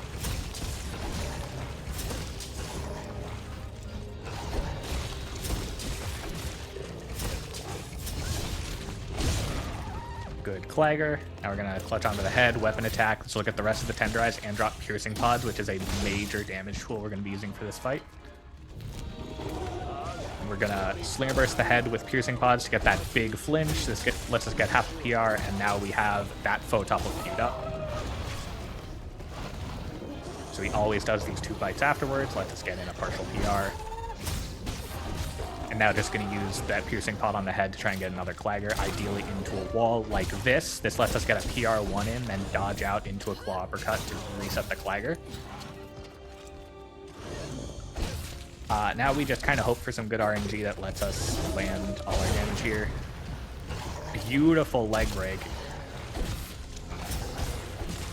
That first pod on the ground means he is just about cap ready. And never mind, there's 2 pods on the ground. He is cap ready. One of the better Odegarans I've had in a while. We take those. Yeah, the leg break is kind of what we're aiming for there to like finish this out because ow, that was rude. Come here. Missed. But the leg break is kind of what we're like aiming for there. It's just kind of inconsistent to get because sometimes you can do your second slinger burst and it just breaks, or it can break during a Clagger. So like actually like trying to keep it for like the last PR there, so you can get that break just feels really good. Also, like Green said, getting a Clagger into a wall so you can follow up your slinger burst with a PR is massive. It's a ton of damage. That we get to fit in there that actually closes that gap. Green, what are we doing? I didn't even look. 221? Sheesh. Yeah. So now we are going on an expedition. We need to sight a Rathalos. Historically, for many, many years, the way this was done was because Rathalos leaves after you sight it and we didn't want to wait for him to come back, we would actually unlock the camp that's right next to his nest, leave, and then repost the Rathalos quest. But a few years ago, we actually found a way to fight it on this expedition. Saves like a minute. And is also a very cool strategy. And includes the only clip through a wall in this, well, intended clip through a wall in this entire run. Yeah, hopefully we don't see the other one. Yeah. Oh, man. Context, I was practicing yesterday and clipped through Zora Madros not once, but twice. Didn't know that was possible.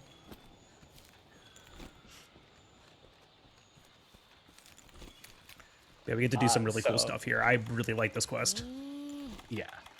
So the setup we're going to do here, Rathalos does actually normally leave too quickly for us to stop it, but we can set a pitfall trap outside the cutscene trigger, and that will slow him down just enough for us to get back here. This is very precise. You only have about like a football field's worth of space where it'll fit. But you could put that trap literally anywhere. Yeah, that trap is down. Rathalos is in that trap right now, and the timer's ticking down, so how fast you mash here does actually matter. And now we're going to head back, and we're going to use this slinger to exploit some AI. we're going to shoot a branch that he can hear when it connects, but he can't reach the branch. So he's just going to run into this wall infinitely trying to get to it, and we can actually clutch claw onto his head and clip through that wall to get a half tenderize in our wall bang.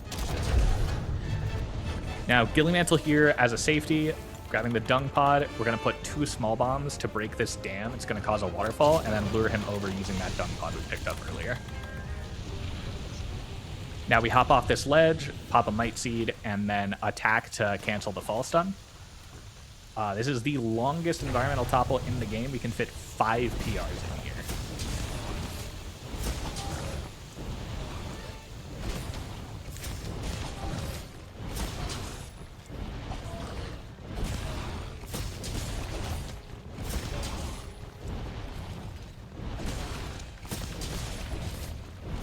Oh, cool. Okay, a little scuffed. I might have to get this back. Yep. So now we are in what's called a transition zone. Rathalos' AI, if it's ever not CC'd or flashed here, is telling it, hey, you shouldn't be here, you need to leave. So we're going to try very hard to make sure he is always either stunned or flashed. KO here.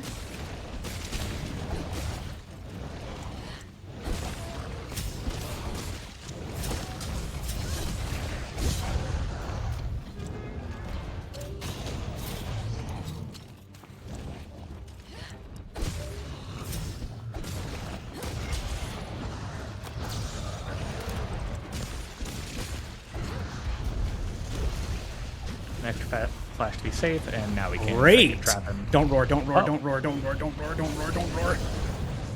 Okay, good. He roared, but it didn't hit me. Get out of here, quick! And now we can okay, just that guy, everything's fine. he shows up 1 in 50 runs. I kid you not. 1 in 50. Or marathon, apparently. Hooray! We did it. It's fine. Everything's fine. If we're fast enough, he can't, like, make it to you, but because I had to do a little bit of a backup, he had plenty of time to get to us, and he at least did the nice thing, which was left us alone for a bit. That was everything. We're good. Everything is fine. No one worry.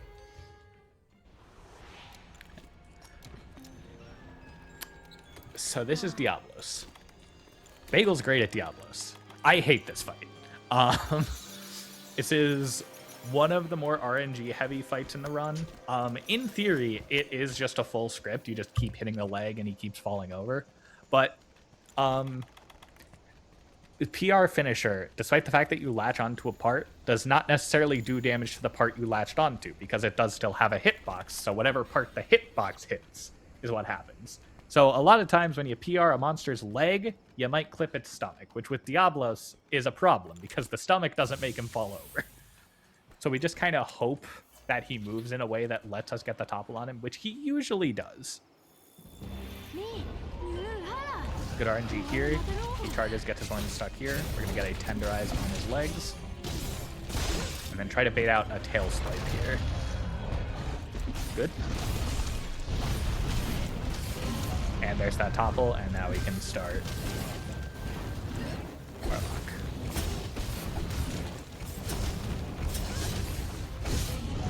Good.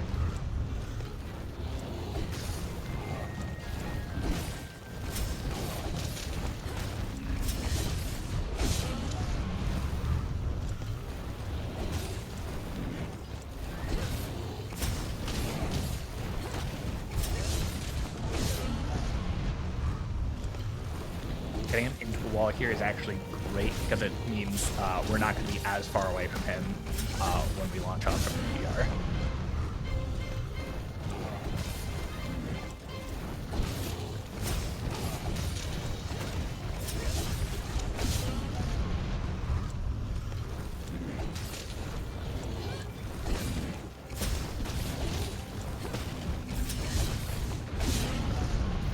And Diablos is a little finicky about dropping his health-based pods. So this is one of the few fights where we're actually looking at that heart rate monitor down in the bottom left. Luckily, we didn't need it this time because he did drop that pod, which means he is safe to pre-cap. Honestly, might insta-cap here.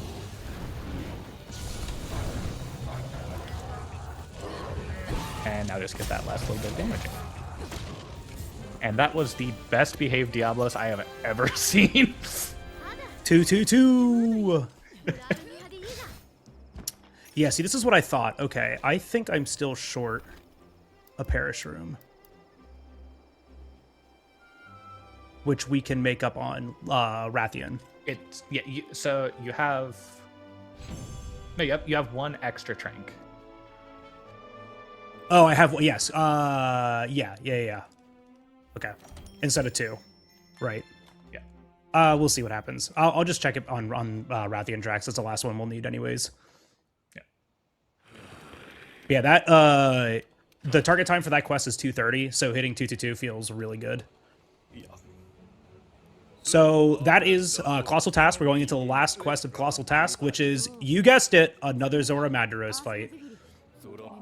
But this one is a little bit different. We actually have to do a lot more. It's not just a very small health gate and like a couple of checks. It is like an actual fight now. We've got like a couple thousand health to go through. And we have specific like things, I'm just gonna say things for right now, that we need to do at specific times to progress the fight as fast as possible. So similarly to like Zora 1, where we're trying to flinch him out of specific animations, we're gonna be doing the same thing here, just like a lot less obvious that it's happening.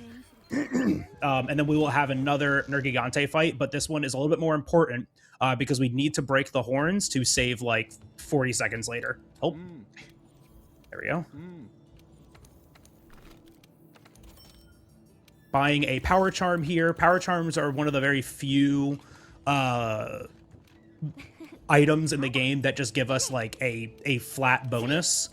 It's kind of like, because there's no like, you know, stats for the hunter in this game, right? It's not like we open up like the attributes and we add like points into strength, right, to make ourselves stronger. That just doesn't exist in this game, but the power charm does, at least, and just having that in our inventory gives us more damage.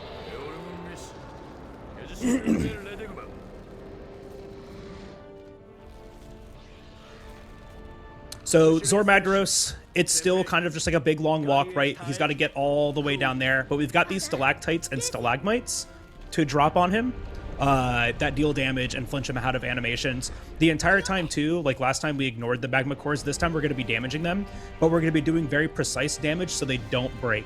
Every time a magma core breaks, the monster stops moving. We don't want that, so we're going to deal precise damage to make sure that doesn't happen. First core here, we're going to visit this one twice. We're going to do 4 PRs and then 3 PRs. Any extra damage after that would break the core. I missed some of that. That's okay. We also end up doing a ton more damage than needed in this quest. So missing a little bit here and there is not super scary.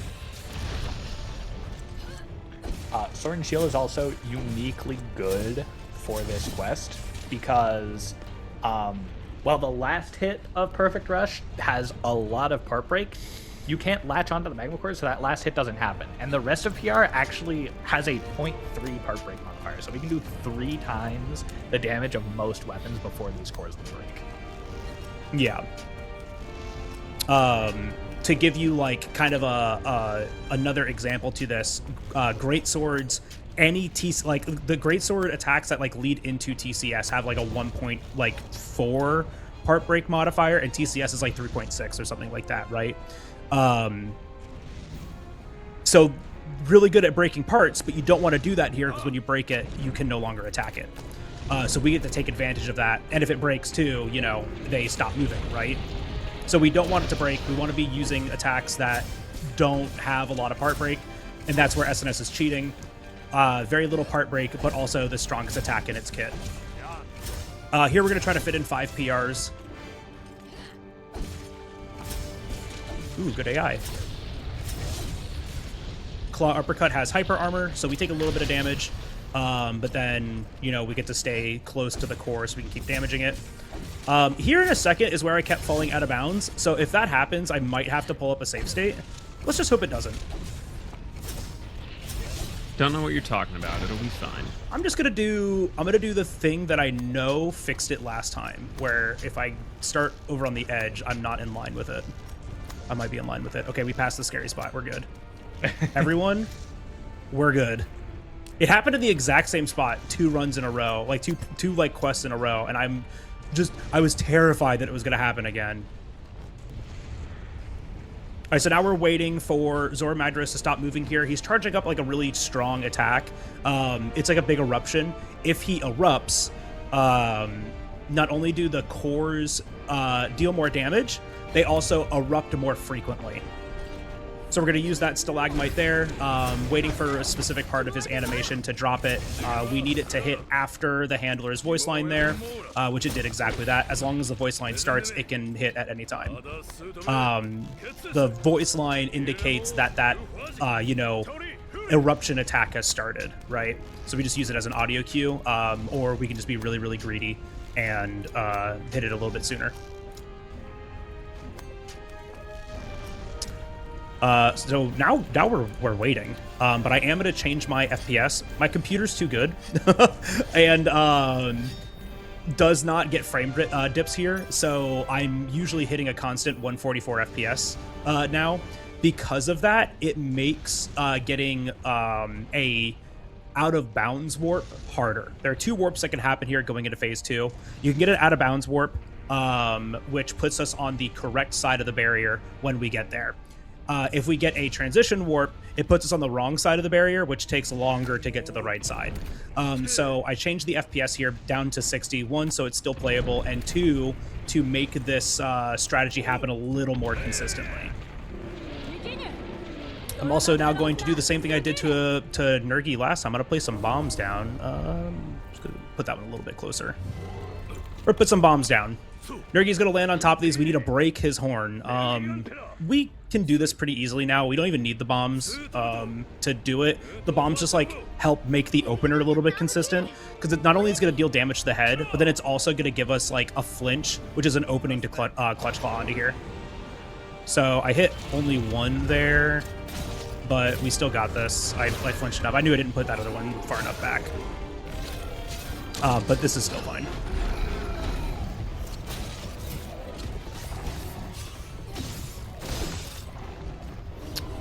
Tenderizing here real quick, grabbing these thorn pods and KO.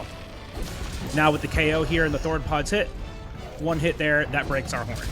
So what that does is that gives us 30 research points, where we would need, what is it, 10 or something? 20? I can't remember how much it is. 15? I think it is like exactly 30 that you need. It could be. I'm going to style on him. He won't hit me, he won't hit me, he won't hit me, he won't hit me, he won't hit me. Never worried. Never worried. But yeah, so we just need to break those horns just to make sure that we get those last little bit of research points, so we can do Nergi track gathering in 1 visit rather than 2. It saves a ton of time. It's so nice. Now that we have a consistent way of doing this, it is incredibly nice. This is Rock Friend. Everyone say hi to Rock Friend. You're legally obligated to. It makes him feel better about himself. While Zora Madras is standing up, for some reason, Rock Friend will not break. But this is still all, damage that Zora Madras is taking. Zora is taking all of this damage, which is really nice. I'm going to actually cancel out of this early. We hit it plenty of times. Rock Friend won't break, so Rock Friend lets us deal damage to Zora. Once Zora starts standing, we just jump off of there. Just a little bit of extra to get in. Let's clobber cut through this. And then now I need to do 3 PRs here. Just a neat little thing that was found, like through casual play even. Very funny. Am I gonna get hit here? No. Absolutely not. I love Claw Uppercut so much. Claw Uppercut is so cool. Claw Uppercut makes this run awesome. Hey, look, everyone. It's the namesake of the cat this run. Everyone say hi to Brimstone. Hi, Brim. Wow.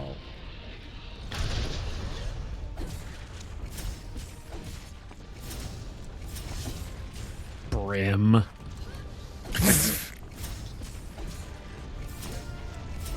You say it with such malice. Such intent. He knows what he did. So last core here, there's really not much going on. We're just trying to fit in 2 PRs between each of these explosions. Ideally, we'll get like, this isn't a meme, 6 or 7 PRs here. And we are trying to like ideally break it. I'm just gonna clobber cut through that. And we just want to be down here for the transition. So this is what I was talking about earlier. I'm gonna try and get a out of bounds transition instead of a like phase transition. While Zora's back is closing, this might kill me. Never punished.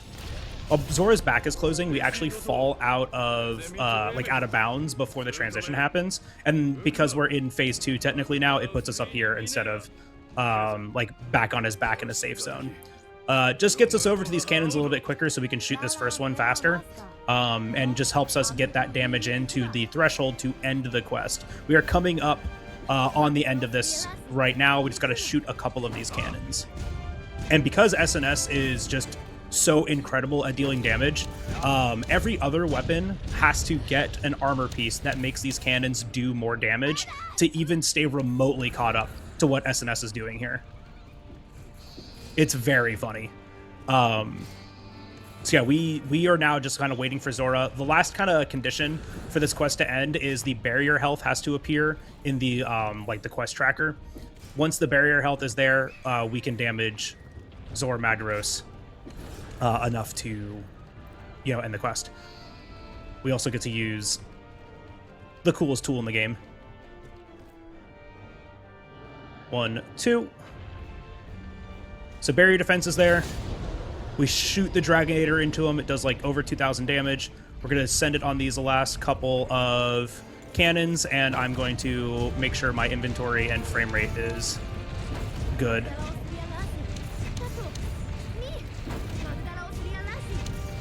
All right, and that's it.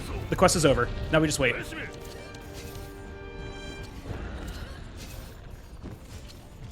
Surely the quest will end. There it goes. Yay! Sub 10 feels good. 1 comm. There's a chance to get 2 commendations here, which saves like what, 2 seconds green? I'm sure it's like 5. That's so many seconds. But it's a 1% chance for it to happen. Yeah. We never bank on it. It just kind of like happens when it happens. Would also enable a very cool reroute that would make this next section infinitely more tolerable, but we can't have nice things. No, you can't have nice things, green. I'm sorry. So we switch over to Switch Axe. Once again, best weapon in the game. Coolest weapon ever. For the next 2 hunts.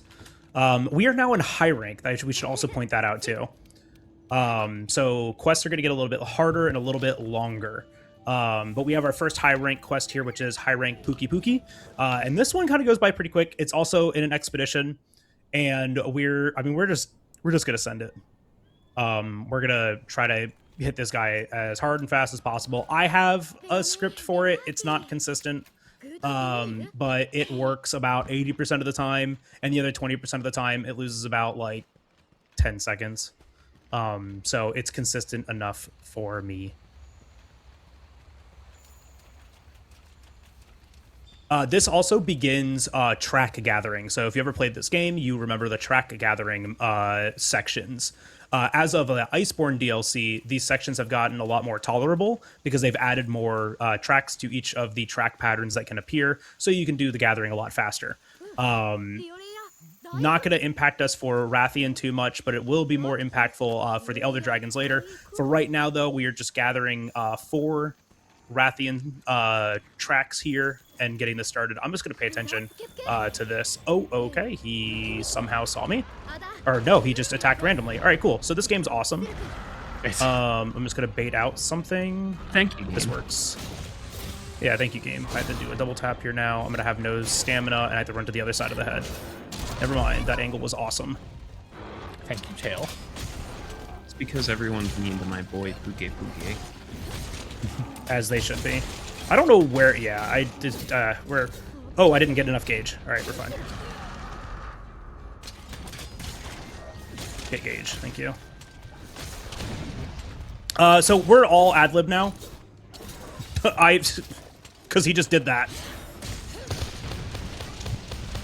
But we're gonna try and chain claggers together. 1, 2. We're just gonna try to chain claggers together. Whether or not this happens, who knows? We usually get 2 back-to-back pretty consistently. As long as it doesn't do the tongue attack here, we're fine. Okay, yeah, sure, man. A topple? Because that makes perfect sense. Yeah, he had the big mouth. Yeah, I guess he did. I'm gonna grab that pod. And we could use stealth AI here to cancel out that last attack, which is very funny. All right, cool. Nice.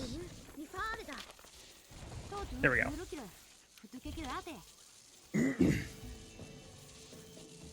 There we go. We love ZSD. So, like, that could have gone a lot horribly worse. We held it together. I did get a high rank sack there. We are good. High rank sack is for the Palico for later. It's like an 80% chance to get it. The other 20% chance we cope with the low rank. And if we miss both of them, we cry, generally.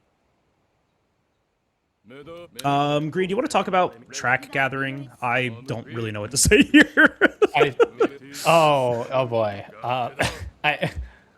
Yeah, the game wants you to collect tracks here.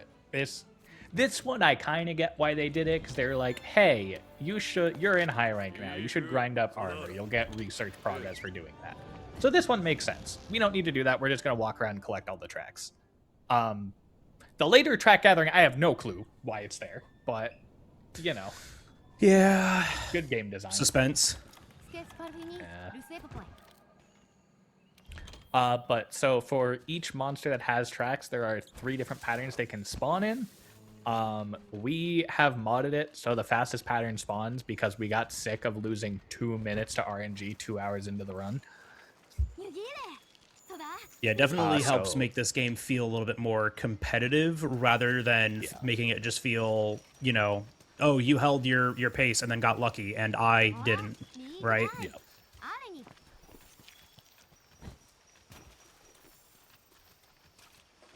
Yeah, we don't need anything else here. I do need to craft that. Oh my gosh, thank goodness I looked. And I've got 5 tranks, so 1, 2, 3, 4. Oh yeah, we're good. We're good. All right, we're perfect. Yeah.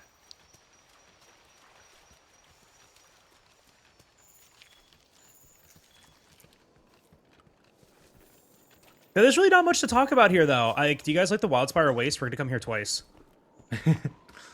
We do need to have, like, a specific amount of research points. It's 400 points.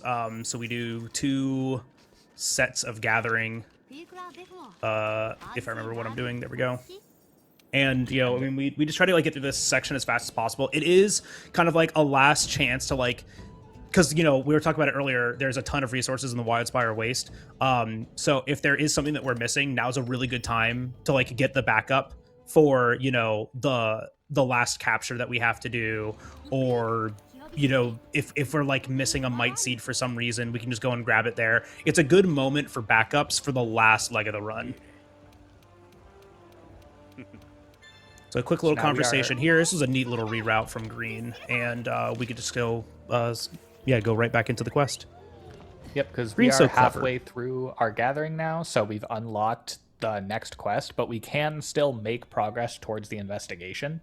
So we're going to go on our second expedition here. We're going to gather all our tracks, and then instead of returning, we're just going to come to the camp and post the quest from the camp, because the quest takes place in the Wildspire Waste. So not only does this save some town movement, it also skips the bird flying in animation when we start the quest.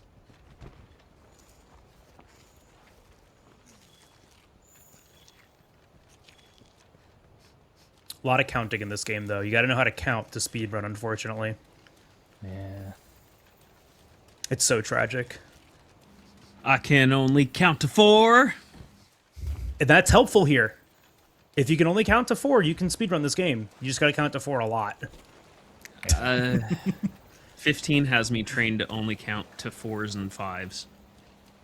Well, so, yeah, actually, with Rathian tracks, you just need to count to 4 times. And then do that again.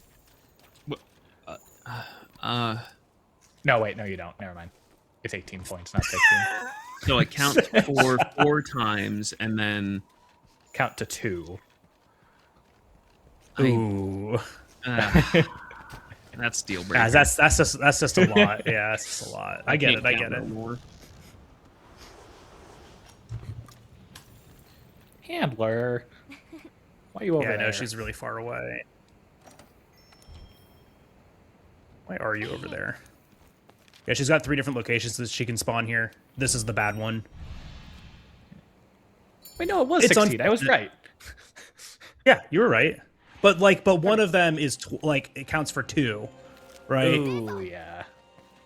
You know, so you count. So that's 2 instead of 1. It's real confusing. Honestly, you're better. You know, you're better just playing this game casually. Yeah. So this fight is like the stealth abuse fight. Anjanath, when leaving stealth AI, will always back up while staying in stealth AI to roar. We can use that backup to make his movement after these claggers infinitely more consistent. So that purple app does mean we are in stealth AI.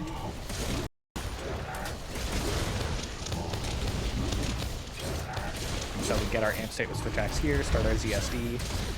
Anjanath's roar is weak enough that we can ZSD through it.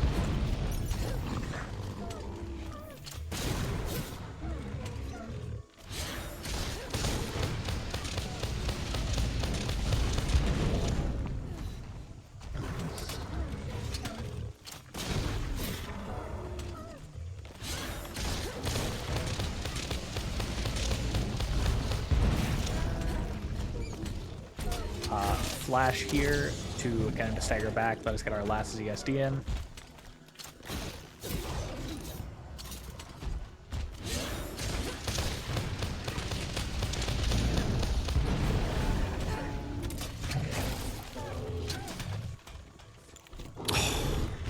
I was on the wrong thing, so I was too slow with that. I'll get a flash flail here though, and he'll fall in.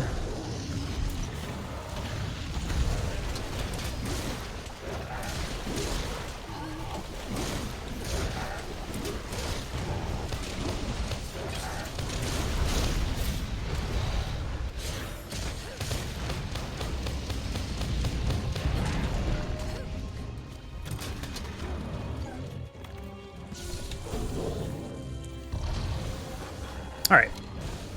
Nice.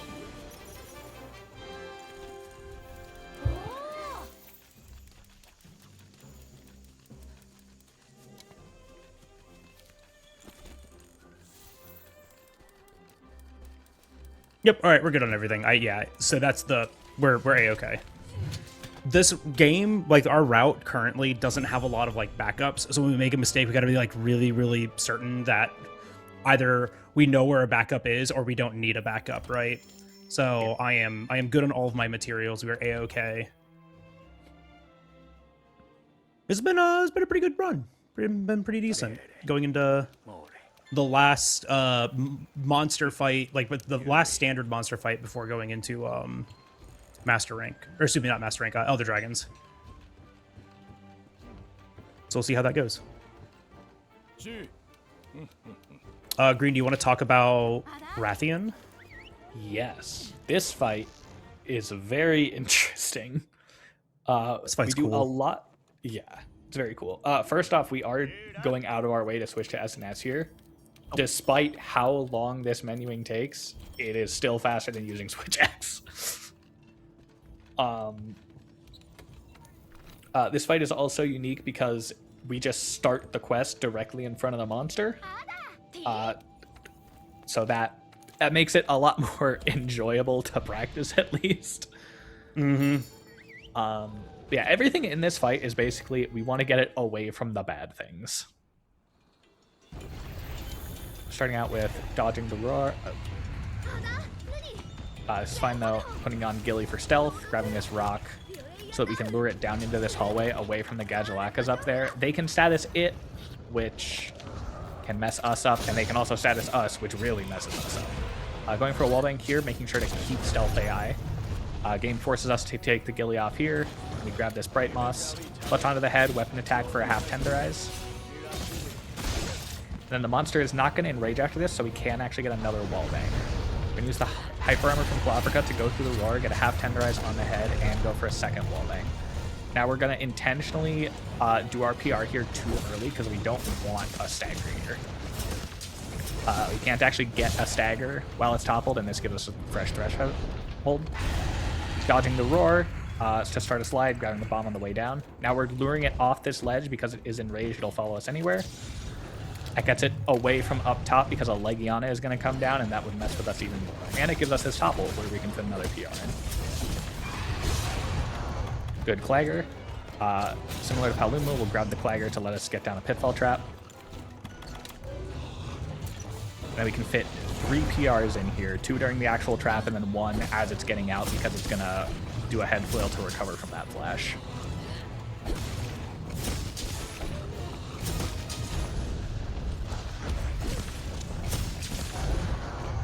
Ooh, damage very good there.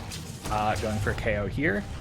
You can do 2 Slinger Bursts with the Bomb Pods and then a very slow PR to time this out. Too slow.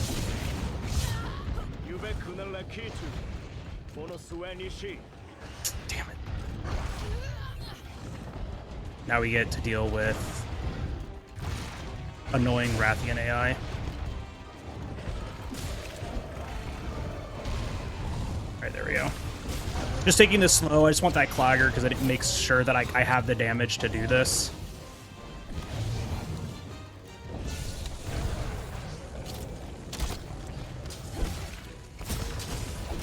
Yeah, just a little too slow on my PR there. I just like mistimed it ever so slightly.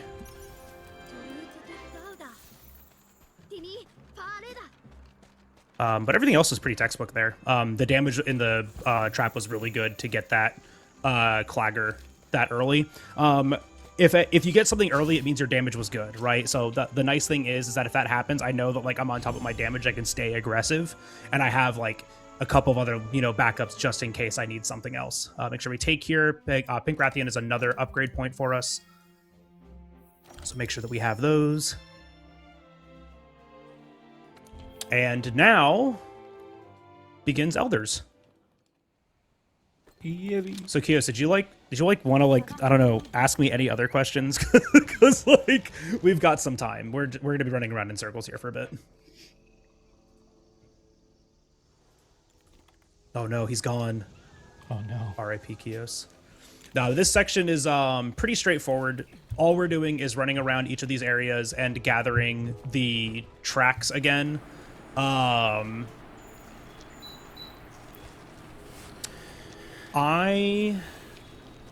don't know. I really don't have much else to talk about with this. The nice thing is that like with Iceborne, they made these track patterns a lot more manageable and a lot more reasonable. So there's more tracks per patterns, and we're always guaranteed now to finish gathering tracks whenever we come here, right? Before we used to have to like come here multiple times, and it took forever, and it was a lot less fun and enjoyable. You'd get to this part, and it would just take I don't know. It used to be like 40 minutes to like get through this section, or like 20 minutes. I don't know. Do you remember Green? I don't know. It was like really long. That was before my time. I started running in Iceborne. Speaking of Iceborne, we've had a chat ask a couple of times where we're ending. So what exactly is the difference between Iceborne? Are we doing the entire DLC or just the main game? So this is just the main game. It might cause some confusion for people. Because, yes, we make the distinction between Monster Hunter World and Monster Hunter World Iceborne. For both games, for Monster Hunter World and Monster Hunter World Iceborne, any percent ends with Xeno'jiva. And we make that distinction because, between the game types, because you can still play this game without the DLC, you just don't have the same kinds of resources. So the leaderboards are actually separate for the games. So we just made that distinction. It is on the current, most updated patch. It's with all of the resources that Iceborne gave us, as well as all of the threshold changes and stuff like that too. That came with Iceborne. In other words, but this is ending at Xeno'jiva. So it's kind of like a with DLC and some like patches, I guess, would be the easiest way to look at it from somebody that has that has not played any of this. Yeah, like it's the same patch, so the monsters all work the same, but like if you don't have Iceborne, Sword and Shield does not have Perfect Rush, for example, and you don't have the Clutch Claw. Gotcha. Yep. Okay. And that is a huge like change in like routing and your damage and all that stuff too. So we will not be going to Shara Ishvalda. I don't have 6 more hours today, smile. And also I haven't been doing any of the movement to set up for that. We actually, like, a lot of the stuff that you can do during low rank and high rank sets up for a very like fast start into master rank, but I haven't been doing any of that. So I would be starting master rank with like no resources. It would be very unfun. Got to do the long-term plan. Yeah, makes sense. Unfun for you, but fun for us. I mean, I hope you got your finger over the cut mic button, because I'll use some words. I'll have some phrases for this game if I just went straight into master rank right now. I mean, You're not allowed I think I need that button a lot too, and I think my tongue has more cuts in it than it should. Pride Month, Jeremy. We're not doing anything straight. True. All right. I'm going back to the shadows where I belong. Yeah, so we only got 2 more areas to go to. Oh no, I saved. Reset. I lost 2 seconds. Bro. I know, reset. Lock in, dude. Come on. I'm so sorry. I'm so sorry. Unforgivable. I know. Hey, remember when we skipped past Matt Mercer earlier? We're going to do that again here. This is the Admiral, and we are in the Elder's Recess, also known as the Everstream. This area was revealed to us during the last Zora fight, and the Admiral came into here and did some exploring. So now we are going to go and explore ourselves. So this is an expedition again, and we have a couple things to do. Mainly, we're just going to be gathering the Elder Dragon tracks, but we also have some monsters to spot. This is some of Green's favorite movement. I'm going to let him talk about it. Yeah. In a bit. We still have a lot of walking. What do you mean in a bit? Unfortunately. we have like 30 seconds of walking even when you skip this guy. Don't worry about it.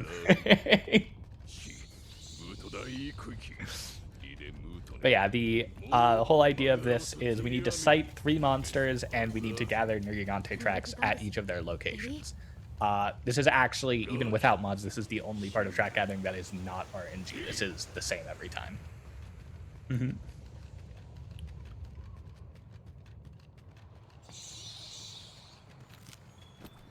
Just hold forward here forever until we get up to the cutscene. Oh, this recess is really cool, though. I actually love this area.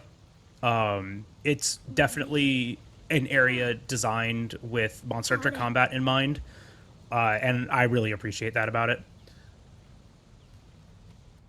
Now, there's one thing that Capcom does excel at with this franchise is the environment design has just, even from the first game, has always been pretty, not just pretty, but designed very well for, you know, fighting large animal monster type things. Yeah, my opinion on that absolutely. Yeah, Ancient Forest, you are not a part of this conversation. And my opinion kind of changes on that too with the introduction of like Master Rank into this game, because Master Rank monsters are just larger, and the base game areas are not big enough for Master Rank monsters, especially the Ancient Forest. Like, oh my gosh.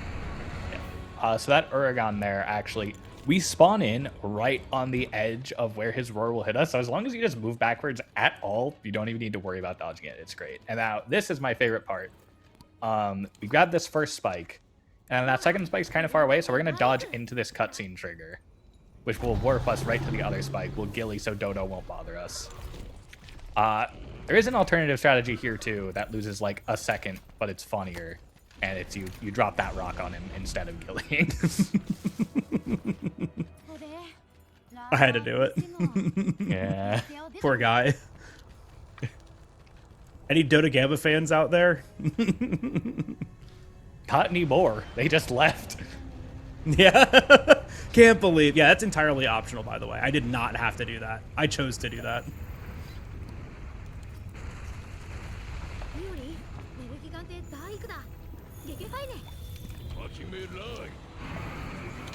Elder's Recess is done. Now we just have one more set of Elder tracks to gather.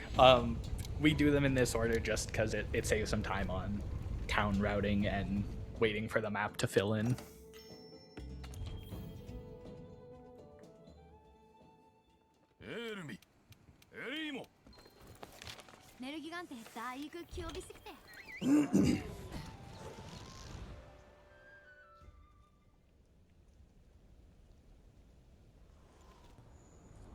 All right, last area in the Rotten Vale. I don't need the ghillie here. Actually, that's not true. There's a chance there's just like a Devil Joe here sometimes. You just like come around this corner and there's just a gigantic pickle in the way. Yeah. It is fun seeing Joe here, but it also like hijacks your camera, makes your movement slower. If you didn't put on the ghillie mantle, you get spotted. He tries to eat you. It's just a whole thing. Yeah. We don't like him. Though it is funny when he shows up. Mm-hmm. Cool ledge there. Did you guys see that ledge? I didn't.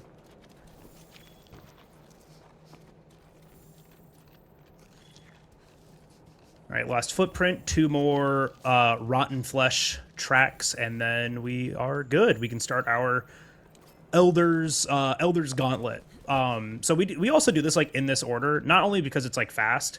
It was originally done like this too, because it kept the cadence of the speedrun, just like feeling like you were doing things kind of quickly towards the end. Because the way that the game would anticipate you doing this is you would go and fight the next monster now and then do all that track gathering. But it just kind of like broke everything up. And since we can do all the gathering now before the game is anticipating us to do it, it just keeps the end of the game like kind of rapid fire, which is nice. But it does also actually save time because since you're making progress towards the research, but because you haven't actually unlocked the research assignment, you don't have to wait for the bar to fill in at the end of all these expeditions. Which is actually a considerable amount of time. It's pretty wild.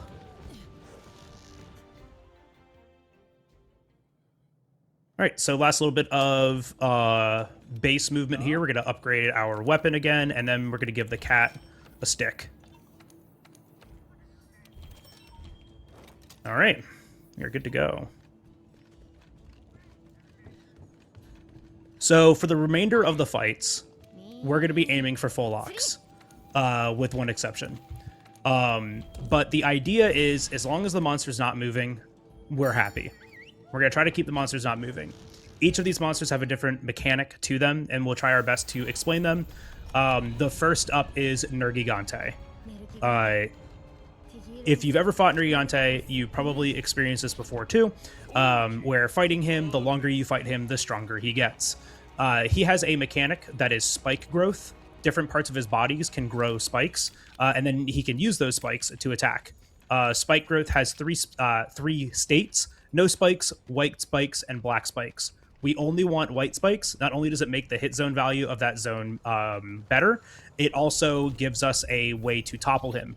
Breaking the spikes means the monster falls over. Just gonna stop that real quick. And we're gonna work on a little bit of an opener here. Green, I'm gonna let you kind of explain this so I can focus on it. Yep, so going for a wallbang here, Claw Uppercut into a Tenderize will weaken the head and drop Thorn Pod for us, which we're going to use for a second wallbang and to set up a KO. Too early. He is misbehaving today. Yeah, he is.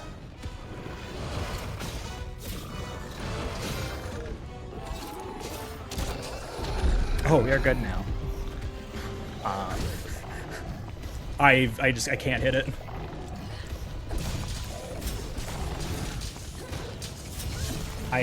That's so unfortunate. That should still be fine. I just need to go for a, yeah, I just need to go for a K. He's doing it again! Oh my gosh. I'm sorry, I told you the show is cursed. So now we are setting up for a Clagger after this KO here. Okay, good. I still got the Clagger.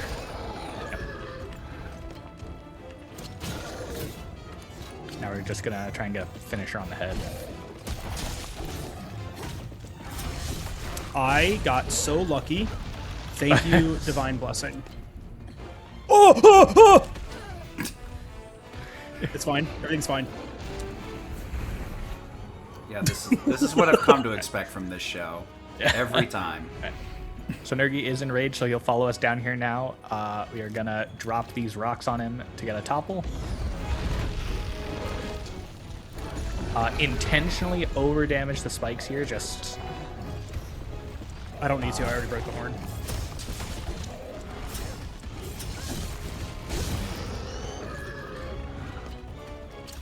I'm back on, like, normal stuff now. You over damage the I spikes, did so you get a topple after this Clagger. It's okay, I can just drop the rock again. We're fine, we're fine, we're fine. Yeah.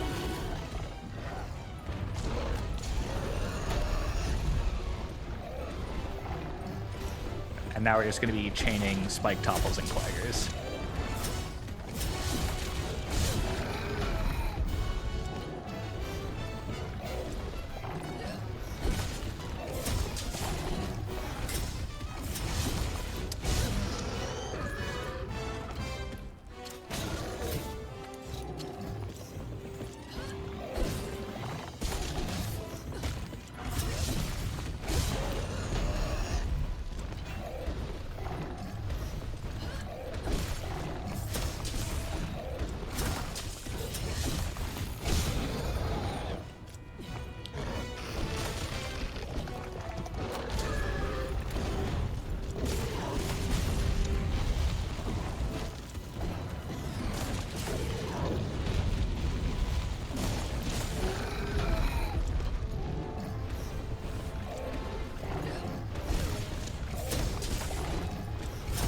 All right, it's dead. That's all that matters. Yeah. A little scuffed, but Dog. this is the dog that pets you. I mean, it's the least scuffed thing I've seen happen in this show, honestly. This show has some cursed energy, and if that's the worst, I think we're having a great run today. That's only the first of the 5 hardest fights in the game, so Oh. you're definitely setting up to jinx it. Yep, there we go. This is why I wasn't a commentator today, so I didn't ruin everything, and I still managed to ruin it anyway. What a shock. Nah, you haven't ruined it at all. The unfortunate thing is that like there is a bit of an RNG opening to that fight, and he did the worst possible opener 3 times in a row. So like we only have a backup to stop it once, not 3 times. So unfortunately, I'm usually pretty good about spacing and clutching on to the head after the attack happens. I just clutched on a little too early, and then I got clipped by the hitbox. Once again, I think I said this like before we even like started, but usually when things go wrong in this game, like 90% of the time when something goes wrong in this game, it is entirely a skill issue, and not like the game's fault. There are some things entirely out of our control, but we usually have like enough counterplay to it. Yeah. For action games, like you have some level of control, and then every once in a while you're like, that's a bad pattern. That's the same wrong pattern. Please stop. This is the 3rd time. Yeah, the other thing too, and it'll be more noticeable on Elders, especially because the opener that I try to use on Val Hazak does use baited AI, but your position and the direction that the hunter is facing and how fast you're moving all influence the next attack that the monster is going to do. So I may have positioned in a way that baited out that attack. Very, very possible. But the closer you are to the monster, the harder it is to bait. So, you know, you have to like be very precise with your positioning, with your movement, if you want to bait when you're really close to a monster. And I didn't get like the like weird like slapsies. Like sometimes like Nergi just like you know tries to like hit you with his like front paws just like over and over. He just kind of like slaps you over and over. And that's usually what happens when you like kind of get in this manipulation loop. It's because you're just like facing the wrong direction when he's like able to attack. But all those factors like play into it, and we do kind of take advantage of that, especially on Xeno. But when we get around to that, we'll point it out a little bit more. It's all cool stuff. Also, like for the people that play this game casually, that's how like we achieve cone baiting against Fatalis. You can position yourself in a specific way to consistently get Fatalis to use the cone attack, right?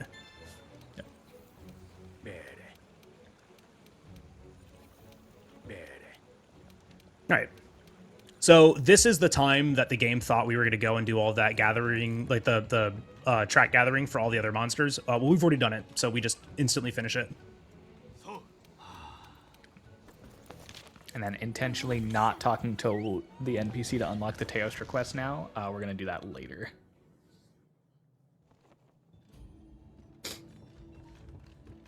Yep, and just going now directly into the next Elder Dragon fight, which will be Kushala Daora. I love this fight. It is not easy to do, and it requires us to pay attention 100% of the time. If at any moment you were just not paying attention to your damage, you lose the script. We didn't really talk about this too much, but things that happen to monsters, the control that happen to monsters, like knockdowns, KOs, flinches, part breaks, all of that jazz, are controlled by invisible thresholds that the game is running in the background, right? As long as you're dealing damage to those parts, the threshold loses HP, right? And then when the threshold hits 0, that control happens. The easiest way to see that is part breaks. You're like, I'm hitting the part, the threshold hit 0, so the part broke, right? Makes sense. But that happens with every other form of control in the game too, like head knockdowns, KOs, all that stuff. Green, take it from here. Yeah, so Kushala is a rare monster that cannot clagger from his head. His head threshold is only ever a topple, so we're just going to keep trying to chain them. Problem with that, this sword and shield does too much damage. So if we just put all our damage into the head, we actually meet the threshold while he's still toppled and reset it. So this looks very easy done well. This is an absurdly hard fight full of split-second decision making. Almost every time Bagel whiffs a hit here, it is intentional.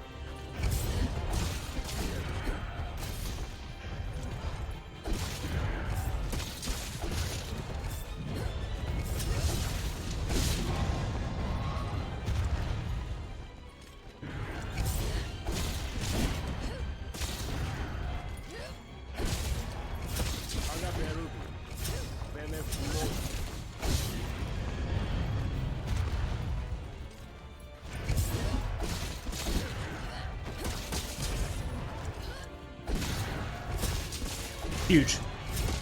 Very good. Super clean. So- Good job. It's been a while since I've heard the deafening silence of serious time.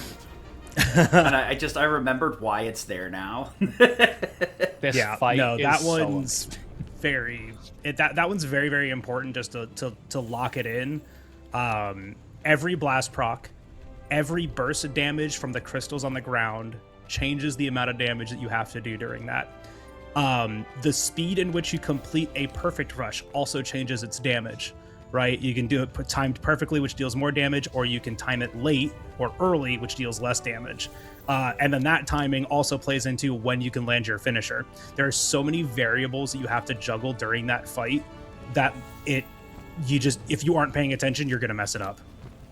Yeah, it's like, I don't know if there are any people who've seen the Free Solo documentary, but it's like the quote from that. People who kind of know Monster Hunter are shocked at what he's doing. People who are like pretty good at Monster Hunter aren't that impressed, and then the people who really know what he's doing are like, oh my god. My brain kind of zeroed out for a second there, and when you dropped the name, I was like, wait, is that one person that was faking blindfolded runs? No. I'm sorry. Couldn't help myself. It is not. Absolutely not. Damn my casual understanding of the game. I think that's the one thing I really like. You know, we talk about people who are like super fans of games and like really into it. If you've not encountered the depths and levels that Monster Hunter like players will go to like understand DPS and mechanics, it is like PhD levels of research that go into some of this stuff, and it's just generally like the crazy part, or the, you know, the absolutely just mind-blowing part of it is you can talk to these people who have tens of thousands of hours running damage calculations and all this stuff, and they'll just give you like a nice little spreadsheet that's like so easy to understand. It's incredible. Oh yeah, that was the way more interesting part of that video, where I'm like getting all the information about games. I love technical deets, and like even with Remake and Rebirth, we kind of have to guess with some things, but when I see a spreadsheet that has all the variables, and I'm just like, oh, okay, I literally have no excuse now, do I? Yeah, and like the very, again, super cool thing is like this information for like a lot of this stuff is just a quick Google away, even like on the casual side. And I know with most of the speedrun boards, y'all are pretty up to date with that stuff as well. Alright, so this is Balhazak. This guy sucks. He doesn't... he's the only elder that we can't just pick a body part, wail on it, and win. He actually has like multiple thresholds we need to be tracking. We're trying to alternate between an effluvia flinch and a clanger, but unfortunately those do not share a threshold, so they can overlap in weird ways, and you can kind of skip one. Have a very hard time getting back to it. Luckily, we're on pretty good track here so far. Tenderizing this monster does drop piercing pods, which helps us keep this lock. There's that effluvia flinch again. The goal is just keep doing this.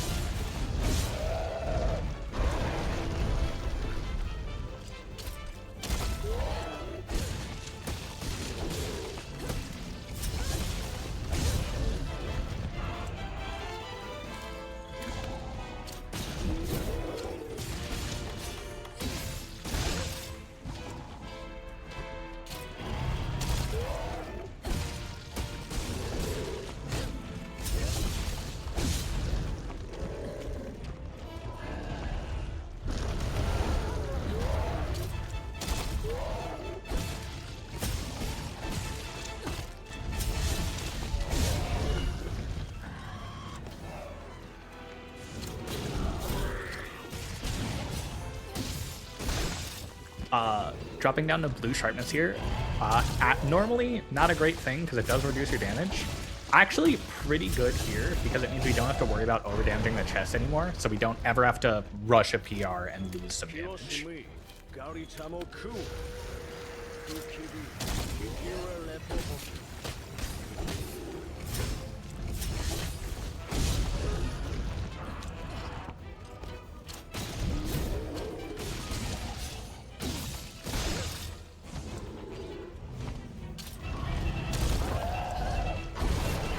Okay.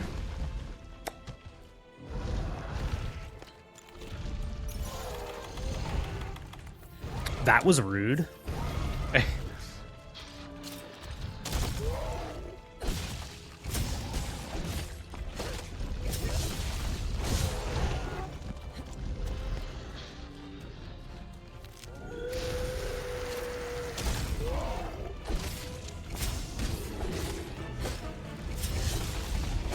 I'm not using the Light Seed. We'll just take the time. I'd rather use it on Xeno, and it's almost slain. Yeah.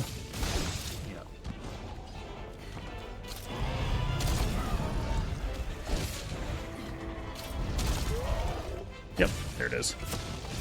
Yeah, so ideally you finish this fight before your Might Seed buff ends, but sometimes it doesn't happen. I just had some weird positionings. The opener took a little bit longer than usual, because we use it after we actually, like, we use the Might Seed before we actually start the lock, because ideally, which I don't know, maybe I'll start changing that. I'm not really sure when that would be better. But we're trying to, like, keep that Might Seed buff the entire time, because that's, like, about the only thing that's, like, changing our damage here. And getting it done, you know, with the Might Seed buff still up means you just did it fast. Which that was still a good, passable Valhazak.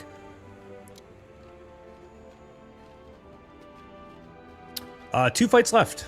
Arguably the hardest fight left, and arguably the most obnoxious fight left. So, this should be fun.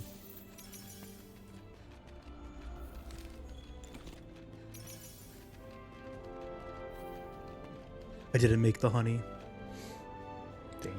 Damn. But yeah, no, these last couple I will lock in for, because I mean they're just that hard. Like, this next one is literally the hardest fight in the game. Hands down the hardest opener, hands down the hardest lock, and it's for the most annoying reasons too. Like, this fight itself is not difficult, but the fact that the arena is not flat makes it so much more variable and harder to do. Yeah, I'll have to give this some casual time, because I really enjoyed Final Fantasy Remake and Rebirth, specifically because, like, the boss fights are so heavily scripted in New Game Plus Hard, and this looks very similar to that type of gameplay. Yeah, this is a really high level execution for this game too, but I do think that, like, anyone that puts their mind to it can do this. So, like, if this is something that you're, like, watching and you think this is interesting, the learning curve for it is honestly learning the weapon and getting used to routing, right? Yeah. And like, honestly, the hardest thing to do is, like, learn the weapon, because without a, like, solid understanding of how this thing functions, you won't be able to, like, make the adjustments necessary to hold like, scripts and locks. But that just comes with time, right? It just comes with repetition. And, you know, Green and I have been speedrunning this game for, man, I don't know. I've been speedrunning for 7 years now, and you've been speedrunning for what, 5, 6? Coming up on 6, yeah. I was holding back for that. Literally never punished. Literally, actually never punished. So claw uppercut into 3 claw swipes here, tenderizes the head and enrages him. We're gonna back off this for a mount. No, we're not. Mounts are slow. We jump off, flash it again, just like Legiana.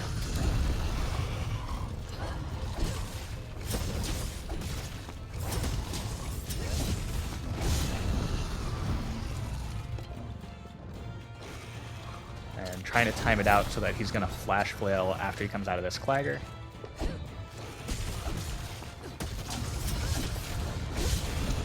Nice, and now we are in our lock. Teostra, unlike Kushala, does alternate between claggers and head topples, which does make this a fair bit harder, but he is still possible to lock down.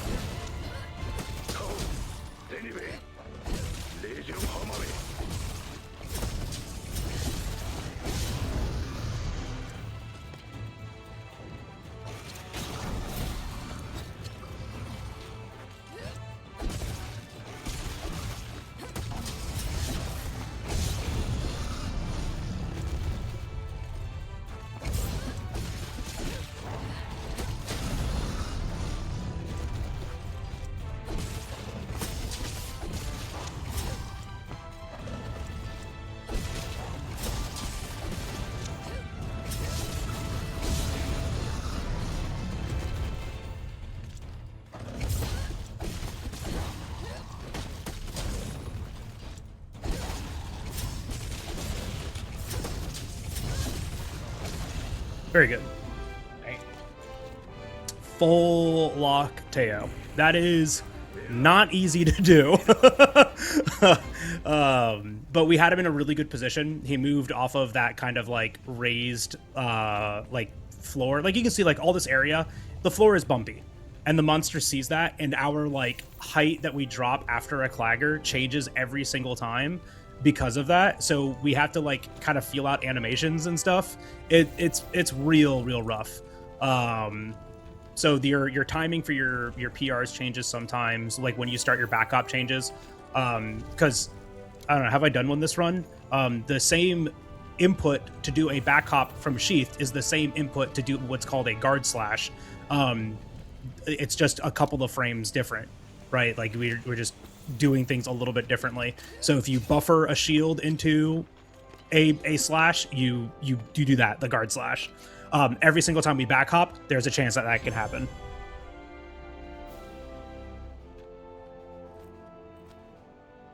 Sub 3 is target time. That is a stellar Teostra. All right, last hunt.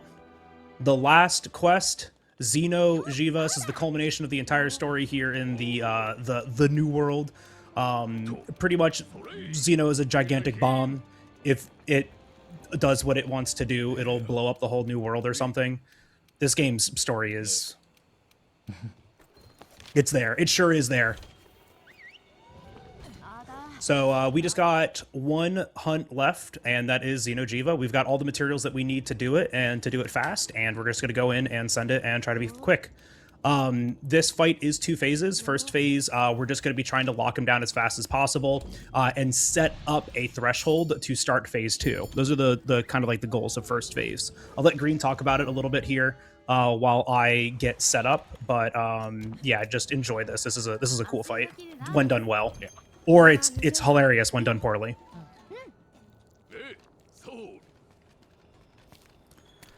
So, we are bringing the cat back with us. Left him behind because he can bait monster AI, he makes stuff less consistent, and he can pick up items, which adds extra text boxes that we don't need. But we're in the last fight of the game. We can call the cat to us fairly consistently to keep his AI consistent, and he does poison, which makes a huge deal. And almost a bigger deal is the cat can heal us, because this fight has a lot of environmental damage that can make us lose the lock if we have to heal from it. So now just trying to bait Xeno under this rock.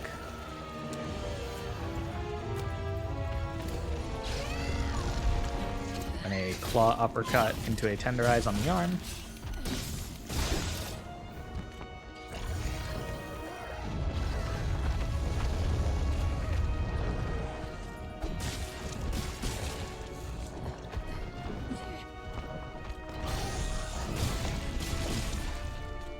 Can I pet that dog? Cue my dog barking as the once per show required amount. There we go. There's that first topple. This first topple we do need an additional hit because his arm hasn't actually been broken yet, so it takes a little less damage. And there's our topple and the arm break, so now we are properly in the lock.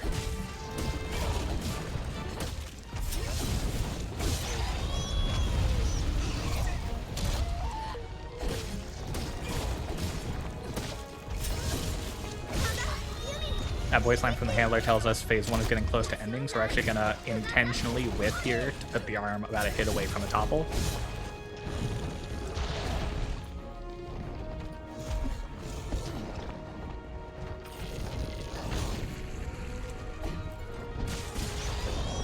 And we're going to rush here.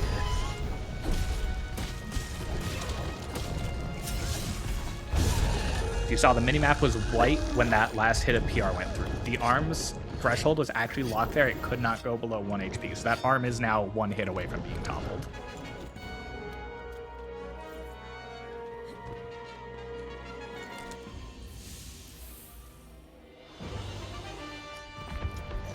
We do need to refresh the tenderize here. Only using claw uppercuts because a weapon attack will get an arm topple, and you can't keep the lock consistently if the topple comes from a tenderize attack.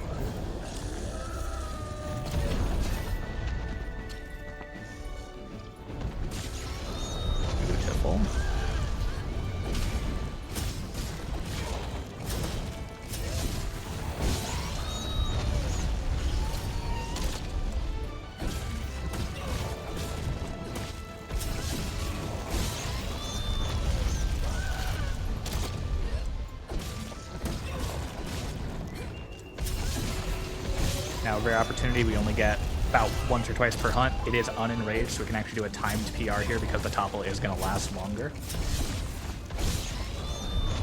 And now back to rushing them.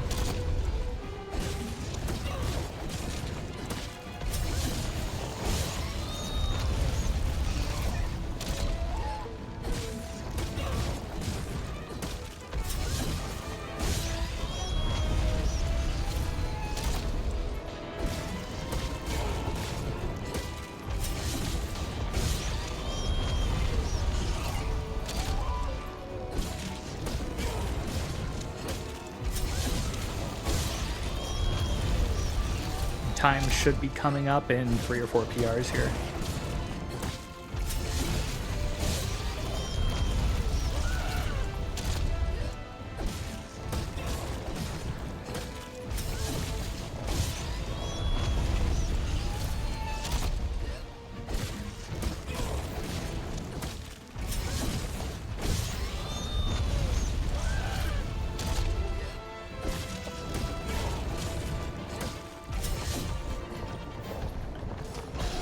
An unfortunate turn to look at the cat there, but it is almost dead.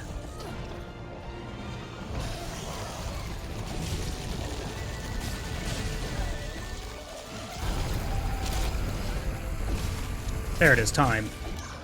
There we go. Literally one PR away, sub 5 though. That would have been a like 430 if that would have hit. Holy, that was a very, very clean Xenojiva. Oh, excuse me, Xenojiva. Can't feel my Hey, so heart. the timer didn't start. Can you just do it again? Yeah. Yeah, let's just run it back. Yeah, the timer. Just run it back. Yeah, it'll be fine. Fortunately, the timer did actually start on literally every other display but HD one. So I'd say our time is around 26xx. Because I did spend like a minute spamming reset, being like, could you please work? No? No? Okay, it's working in a different one. Fine, we'll just let it go. Yeah, I mean, that's a really good time. That's about like where my PBs have been. I mean, if I don't know what the real time is. My real time is usually about 6 minutes slower than in-game time, and we do time this off of in-game time. So you know, the better your PC, the better your time doesn't really happen. And it also pauses the timer during cutscenes. So cutscenes are optional to skip if you want to like watch one so you can get up, like use the restroom or something. Because there's like 3-minute long cutscenes all throughout this game. But yeah, that's Monster Hunter World. Any percent, also known as Xeno percent, and that was a like besides like the Nergi, everything else for that run was really good. Yeah, if we hit like a 226 IGT, 228 is usually my goal for like marathon prep. We took one backup after Anjanath, which we had to, and yeah, everything else was like, I don't know, pretty clean. That was a pretty good run. You did great. So aw, thank you. Yeah, I mean, I've seen some like really cursed runs on this show, and this seems to be by far the least cursed. Yeah, no, I mean, like the wild thing with this game too is that like there's a lot of things that like can go wrong, and so it's just really how do we like mitigate that chance. But there's legitimately like 3 things that can happen that we have 0 control over, and thankfully none of those happened. So yeah, I'm pretty happy with that. Good job. Yeah. So where can Thank we you. find you, Jeremy? You can find me streaming weekly on twitch.tv/JalBagel. You can also find VODs of speedruns that I've done throughout the literal years of playing this game. Like I said, I've been doing this speedrun for now 7 years. So there is 7 years of speedrun history on my YouTube as well, youtube.com/JalBagel. Feel free to follow those. Come hang out in the stream. Feel free to ask questions about Monster Hunter. I've been doing a lot of Monster Hunter Wilds speedrunning recently, where we're kind of workshopping our own category that is called the Storyless Any Percent.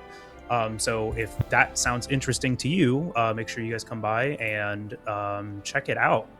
But yeah, thank you for having me. Green, thank you for joining too. For those of you that don't know, we didn't talk about it. But Green is the world record holder for this game, 219 in-game time, and I am on his heels at a 221.02, 03. But yeah, we've been obsessed about this video game for years, and it's only gotten this low because of people's commitment. Like the majority of the strategies that you see used here, Green helped and pretty much carried to fruition. So thank you, Green. Thank you for joining and providing commentary and hanging out and yeah, all that. Yeah, thanks for having me. I know you have an SGDQ run coming up as well, correct? I do, yes. I will be doing Monster Hunter Wilds storyless any percent with a pick my weapon rolling bid war. So after every hunt, whatever weapon is winning the bid war is the weapon we switch to. So you can see your favorite weapon, you can donate for your favorite weapon, you can donate for the weapon I like the least, you can donate for something that just isn't winning, or you can solidify the lead for something that already is. But yeah, we'll be doing Monster Hunter Wilds storyless any percent at SGDQ. July... Is it actually like July 6th? 7th? 7/7? 7/6? It's the Tuesday. It's Tuesday. It's 7/7. It's Tuesday. Yeah, I think it's 7/7. Yeah, 7/7, 8 p.m. Central, 7 p.m. Central, somewhere around there. Y'all should watch and donate. Oh, I got you. Give me a minute. I'm Smile. gonna find it. If it's on this schedule, I'll find it. Monster Hunter Tuesday, Wilds, 8:58 Eastern on Tuesday, July 7th. Excellent. Yep. Yeah. Well, thank you so much for your time, for having me. Oh, Yeah. We very much appreciate it. As we're wrapping up here, I just want to give you guys a final chance to speak before I give us our little bit of outro and rate our friend Zeal here, who's doing a Breath of Fire 3 rando. Permadeath. I'm good. Yeah, that sounds horrifying. Yep, I agree. I don't know why anybody would do that to themselves, but okay. All right. We do have a couple of shows coming up. Let me take a look at my calendar real quick. We have some kind of very flexibility in, but we will have another random encounter this next weekend. We're not quite sure. It is listed on the calendar, but the bigger one is actually we have the Final Fantasy V 4 Job Fiesta opening race on the 13th. I know that blows up on the channel, so most of you, if you're interested, already know what's going to happen. Figured I'd throw that out there. It's a really fun one, watching a couple of runners push through a game that's gimmick is supposed to be changing up your jobs and just using only 4, and that's it. We also do have a Dragon Quest community race on the next Saturday. Wow, our Saturdays are stacked, man. We just got good stuff after good stuff after good stuff. Have a little bit of a fun little one I threw in there, Final Fantasy Mystic Quest Rando and Spectrobes. It's a DS RPG. I'm sure most of you have no idea what that is, because I didn't either. And then we are trying to do some sort of async Crystallis at the end of the month. We'll have that a little bit more sorted out, but please keep an eye on our calendar to see if there are things that are interested. I'm the Sid, kind of been hanging in the background doing the tech work, but if you have any show ideas, any runners you'd like to suggest, or any games that you run yourself that you would like to suggest, please feel free to hunt me out. I'm in the Limit Break Discord. Send me a DM, at me, whatever you need to. I am down to show whatever, because okay, some of these people know what Spectrobes is. I've never seen it before, so yeah, this is exactly you guys should be messaging me about this silly nonsense. Anyway, thank you, JalBagel, for showing us this run. It's nice to have something a little bit different. Green for some top tier commentary. Kios for hosting the show and bringing me the showcase. And with that, we're going to head over to Zeal. Thanks, everybody, for your day, and we will see you later.